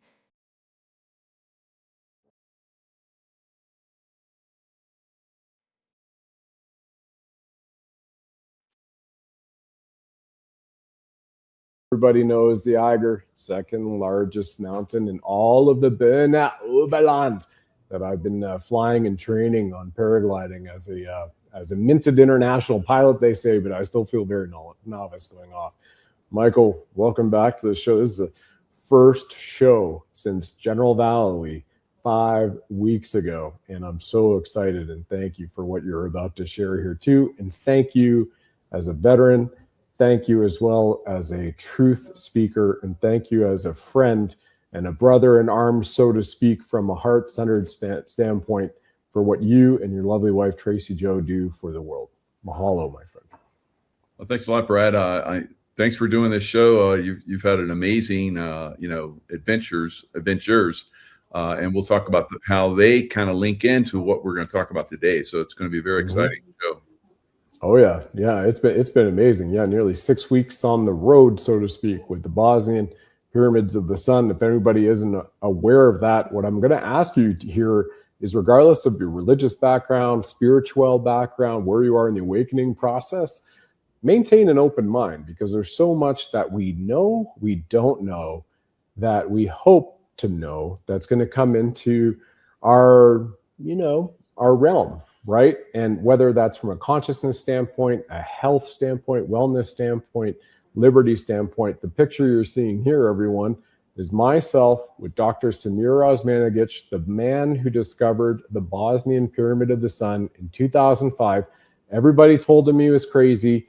He's only visited something like 2,400 pyramids around the world, wrote his PhD doctorate out of Houston, Texas, when he was there pre-war, from Croatia, Bosnia, Serbia war. And here it is. It's the largest pyramid in the world that we're standing on, 2.5 times larger than Giza. And I was there on June 21st at solstice. I ran up the pyramid, screenshot from 5:28 a.m. And this has scalar wave kilohertz frequency going back and forth to Palladian star systems. So there's so much we don't know that we know. And we rely on amazing people like Michael here to share with us what he does know, and also as a super soldier and what you've had in your reincarnation cycle, my friend. So back to you and over to you. Yeah, that's great. So you're talking about the Pleiades. The Pleiades, linked to like you're talking about the sun and the moon pyramids. Yep. There in Bosnia. Fantastic. The biggest pyramids in the world. Right. Most people think of the Egyptian pyramids, which are linked to the star system Sirius. So Sirius, you have the brightest star in the sky, and then you have one that is you cannot see, Sirius B. So Sirius A, the Canis Major, the dog star, which is the brightest star in the sky, and then Sirius B, which is a dwarf, a white dwarf, which you cannot see without a telescope. So it was unknown except for the Dogon tribe in Africa, which basically said that from their knowledge and so forth, ancient knowledge, there were beings that came down and interacted with them called the Nomo. The Nomo were Mer people, and they would come in with and they're talking about like there was bright lights and thunder, and they would come down and they would make a little lake, and then they would jump into the lake, the Mer people, and they would interact with them. So there's all this connection now with Sirius B. Sirius B basically rose in consciousness, the star system, and it basically went to 5. Now it's at 6, and there are beings on Sirius B, and I'm one of them that are seventh dimensional beings. So I have a connection even with Sirius B. Now Sirius B, like I said, basically rose in consciousness, and they kind of like almost completely blinked out, but you can still see that white dwarf. So they rose in consciousness, got real bright, and then boop, one planet was not ready for ascension, and that was Nibiru. So Nibiru basically was jettisoned off, and it circulates from Sirius B all the way back to around our Earth, and back is 36,000 years, or 3,600 year cycle. That's cool. So the Nibirians are, as we would know them, as a race of beings, Anunnaki, that came to Earth and were geneticists and so forth, and made humans so that they could mine our Earth. And we've seen a lot of stuff from South Africa and so forth, the mines of South Africa, and these mines are really all over the world. And they genetically altered humans so that we could be their slaves, so that we could dig and get gold out. So they needed gold to go around their atmosphere, which protected them as they went through this cycle. So these beings, like I said, they're not haven't ascended yet, but they're right at the cusp of that, and so is planet Earth. Now, planet Earth is being held back. We have Pleiadians, which are the most on Earth. There's like 5 different races which populated and integrated with Earth. The Pleiadians, they're number 1. Arcturians are number 2. The Syrians are number 3. And a couple other ones, I think Andromedans and Orions. Okay. So it kind of like pops into my mind every now and then. But anyway, there's 5 different races, and another one that kind of invaded us, the Draco reptilian. So they're colonizing, conquering our universe, the Milky Way galaxy, and there's a pushback from the Galactic Federation. So some of us are involved with that. So I have an involvement in the secret space program, and also, like you talked about in the precursor to our discussion, where I talked with Carrie Cassidy on a show, and I told her how I had basically gone around Lake Tahoe. I was kind of guided. You're going to go around Lake Tahoe, and you're going to pray, and you're going to like bring rain, like it's lightning behind you. Yeah, that's kind of interesting. But you're going to bring rain, and it's going to put out the fires that are burning all of California. And I was like, do I have to? And it's like, so I resisted for a while. And then finally, I got to the point where I got some time off I'd left the CIA. And after I left the CIA, I started doing a security manager for the casinos in Lake Tahoe, South Lake Tahoe. So I got off work. I went, got my kayak, brought it down to the water. It was 10 o'clock at night, and I took a picture, not knowing, that I was taking taking a picture of this craft because I went back later and you could see it. It was there. So I was like, what? After I went back, I saw it. For whatever reason, I was like, okay, here I am. I'm starting my adventure around Lake Tahoe. I didn't know how long it was going to take. So I'm kayaking around and I'm in prayer the whole time. 24 hours. I'm kayaking for 24 hours. And I can do after work, I'm just going to go 24 hours of adrenaline. Let's do it. Like I'm crazy. I'm a crazy guy like that. So I don't know of anybody that's kayaked around Lake Tahoe in 24 hours. I know people have, but it's taken days to do it. But I did it in one 24-hour period. So I'm almost about 2 hours out. I'm at around 8 o'clock at night. It's dark. I think it's in fall, going into winter. So the end of fall, going into winter. And this is 2019. And I think I got a download. I went up in this craft. So I'm kayaking. I'm like, oh, I'm almost close. And then I see this like flash like that. Yep. You. I look up and I see the craft. And I'm like, what? And it's a cigar shaped and it's got portholes on it. It's huge. It's like many football fields long. Yeah. I was like, and I saw it and I'm like, and the next thing I know, I'm sitting forward and I'm like, what? And I look up again and it's taken off and I get my phone out because I was cutting it on and off so I could take pictures along the way and video and talk and stuff. So I turned it on. By the time it came on, it was gone. Now, about a week or two after that is when people started citing it, and they took pictures of it. Yep. Well, it was real. So when I was done, so I kayak in, finally get in, 24 hours perfectly, and I was like, "What was that?" So I didn't have memories of being on there at that time. So later I started to go into a meditation and focus, and I saw myself on the craft, and I saw myself talking to what at the time I thought it was a tall white, but then eventually I'm starting to get that it was an Anunnaki, and it was on this craft, the cigar shaped craft, were also Air Force personnel. I remember looking her directly into the eyes, and she was taller than everybody around her. She was like 8 to 10 feet tall, whatever it was. And the personnel that were around us listening to whatever conversation we were having, which I can't completely remember,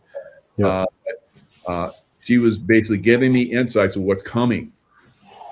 And so, remember, and I don't remember that until later, but that's when I got out of the casino business. I got out of the casino business, and like a week later is when they locked everything down. I'm doing my courses, online courses, teaching people how to do remote viewing and, influence and all that kind of stuff. And then they just took off, it's like, it's crazy. And, here I am today, revealing this kind of information. So it's kind of like I was chosen to be a representative, Anunnaki, because the Anunnaki, I believe, are ascending. They're going to ascend with us when we ascend. So this process is happening on a fast pace now. We see, President Trump revealing stuff, and we're breaking free from the control system, which I believe is set up here by the Draco reptilian. So they're losing their control over us, and we're going to ascend. So fascinating stuff. Now the pyramids, the 3 pyramids are basically Orion's belt, and that's a dome. You look at the Great Pyramid, that's the brightest star on Orion's belt, and then the next pyramid, the medium, and then the small pyramid, which is actually off on an angle, is the lightest, smallest star. Giza, Khufu, and I can't recall the other one. And what we were mentioning, I've got that photo here for everybody to see. Yeah, you have on the left-hand side of the screen, everybody's seeing 3 circles and stuff inside the circles. The left-hand circle is the Bosnian pyramid of the sun to the Bosnian pyramid of the moon, and it's showing you a perfect 2.2 kilometers or 2,200 meters between all of those pyramids and the tumuli, which make perfect sacred geometry, which we now know go directly from the Pyramid of the Sun, which is the 2.5 times larger than Giza in the world. Excuse me.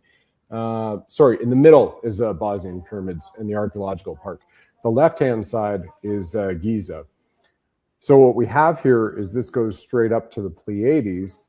And then what we also have is Giza, as you were mentioning, and those pyramids, Michael, go to the Syrian star system. So we have, at least I know from being 12 days at the archaeological park and the Bosnian Pyramid of the Sun in Visoko, just 20 minutes outside Sarajevo, everybody, that this is within 10 centimeters of variance, and it's been radiocarbon dated to 33,800 years old.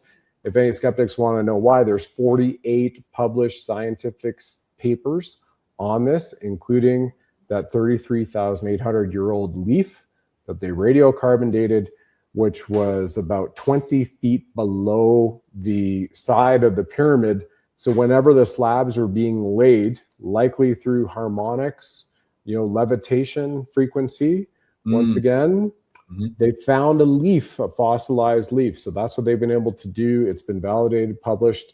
And I guess with all due respect to Egypt, Egypt doesn't like that fact that in Bosnia, you have the first and second largest pyramids of the world and the oldest acknowledged right now, backed up by multiple scientific facts, geodetic studies, LiDAR scans, and everything. So anyway, back to you, Michael, as it relates to Sirius and how all these are aligned with star systems, and you're speaking about ascension.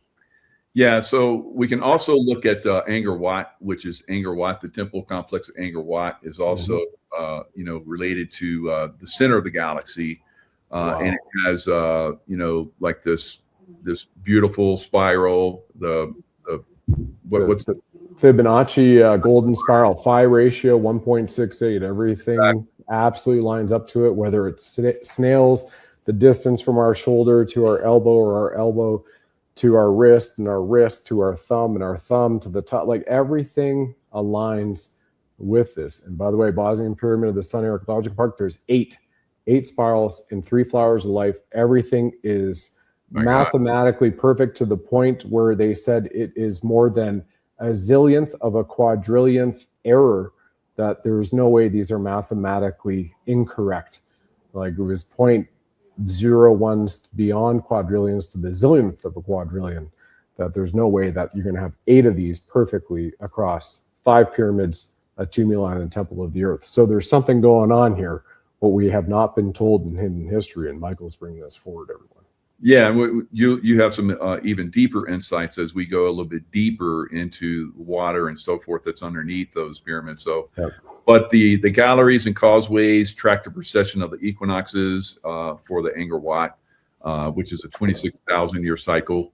And when you walk the temple, you literally are walking through time itself. They talk about, so they have if you make a sound in one of these galleries, it reflects back to you 7 times for the 7 chakras. There's all kind of these, incredible things that they built into these temples that we're still, figuring out and understanding, even with the Dogon tribe. So the dog star, the Dogon tribe, and 10,500 years ago, if you look back in time for the Angkor Wat, it aligns with a certain star, the Draco star. I don't know if they're Draco reptilians really.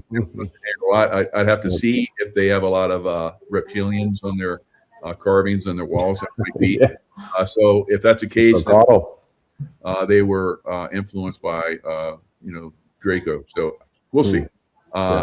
It doesn't matter at this point. We're breaking free from them, regardless. But with Sirius and the Pleiades, they've worked together for millions of years, and they're peaceful, and they're trying to help us, help humanity, help the galaxy, and so forth, break free from the Draco. So if you look at the Dogon tribe, they're also saying they knew about the Sirius B long before anybody else, and they had it in their records for thousands of years. They're having ceremonies, and they'll come in. If you look it up, they're like, oh no, they were probably influenced by the Europeans. Well, they didn't read or write any European language, but yet they have these, this history of all this stuff. They even said the cycle, that it was a heavy star, which is what happens when a star goes into a supernova and then it collapses into a dwarf. And they said it had a 50-year cycle, which it does. How could they know this? And so they also said there's a red dwarf, which we have not found yet. Now that would give them, and maybe we have, we just said we have, because that would give them too much validity. And the NOMO and the NASA, all that stuff. The mermaids are all in our society. The Little Mermaid, Disney, Little Mermaid, dragons. Yep. Oh no, that's just fantasy. Yeah, right. Okay. So they were talking about the NOMO, and they have ceremonies about the NOMO, the mer people, for thousands of years. So if you look at the three pyramids in Giza, and you look at the Sphinx. So the Sphinx is basically 10,500 years ago. It's looking at the constellation Leo. So that basically aligns with its, but if you look deeper at it, there's a scientist that looked at it and wrote a book about it and called it the dogs. It was the dog star that it lined up with. So Dogon, dog star, Canis Major, Canis Minor, all these dog, big dog, Canis this, Canis lupus. Wow. You take the head off and you take off some of the things that were added later, like the head of a pharaoh. You look at it and you look at the body, it is of the jackal. So the jackal is very prominent in Egyptian, symbolism and so forth. You see it all over their temples and all that kind of stuff. So now again, if you look at the Sphinx, there is it's like set down. There's like this bowl. It's in a bowl. Like what the NOMO would come in and create something in water. So if you look at the erosion, so the erosion starts at the top. I've been there, I've seen it many times, and I've read about this. Like that doesn't look like sand blew that, because that's not the way. It's not going in the direction of the winds coming across, straight up and down. Which would be if it was filled with water and it swashed around occasionally, it would cause that erosion that you see in the temple. So it sounds like, the NOMO built that and they'd come in, visit, but, so how much of this stuff is going to be revealed in the future? We're now, but how much of it is going to be accepted? The Egyptians aren't going to accept it because they're like, Swades, drug these. Up there perfectly fit that a razor ropes and logs, whatever. All right. It's you are controlling it. So whatever fantasy you want to promote. But when I've been there, I've been there with spiritual groups, and they're like, they whisper and they tell you the truths. So it's very interesting to go on those tour groups that basically don't. Of course, they have to whisper, and they know that if they were found to be telling what the Egyptians wanted them to, they would lose their license. So can't be a guide anymore if you're not following the narrative. Exactly. No narrative, no job. No job, there's no such thing as extraterrestrials. A lot of people have unfortunately experience that. So a lot of people don't talk about it as much as we would like for them to. So here we are, revealing all this. Part of this is because of, my super soldier memories that started coming through, and the past life information that started coming through. And then that crazy experience I had on the lake right behind me. And I started to get a little of that coming through.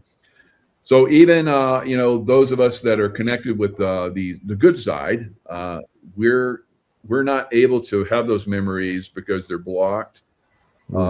There's a time and a place when these memories will be allowed to come through, and as things start to evolve like they are very quickly now, I believe a lot of us are going to have these memories to start to flood in.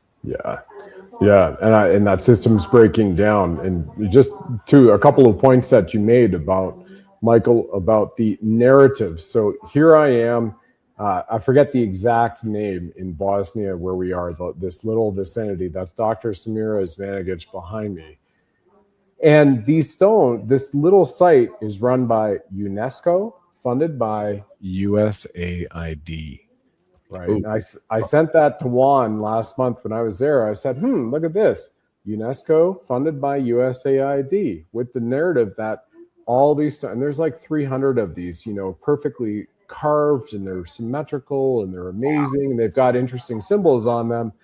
And you're like, well, interesting. You can walk around with dowsing rods. We had a professional, global, worldwide acknowledged professional dowser going around. You can see where the water is. These things are anchored points over it.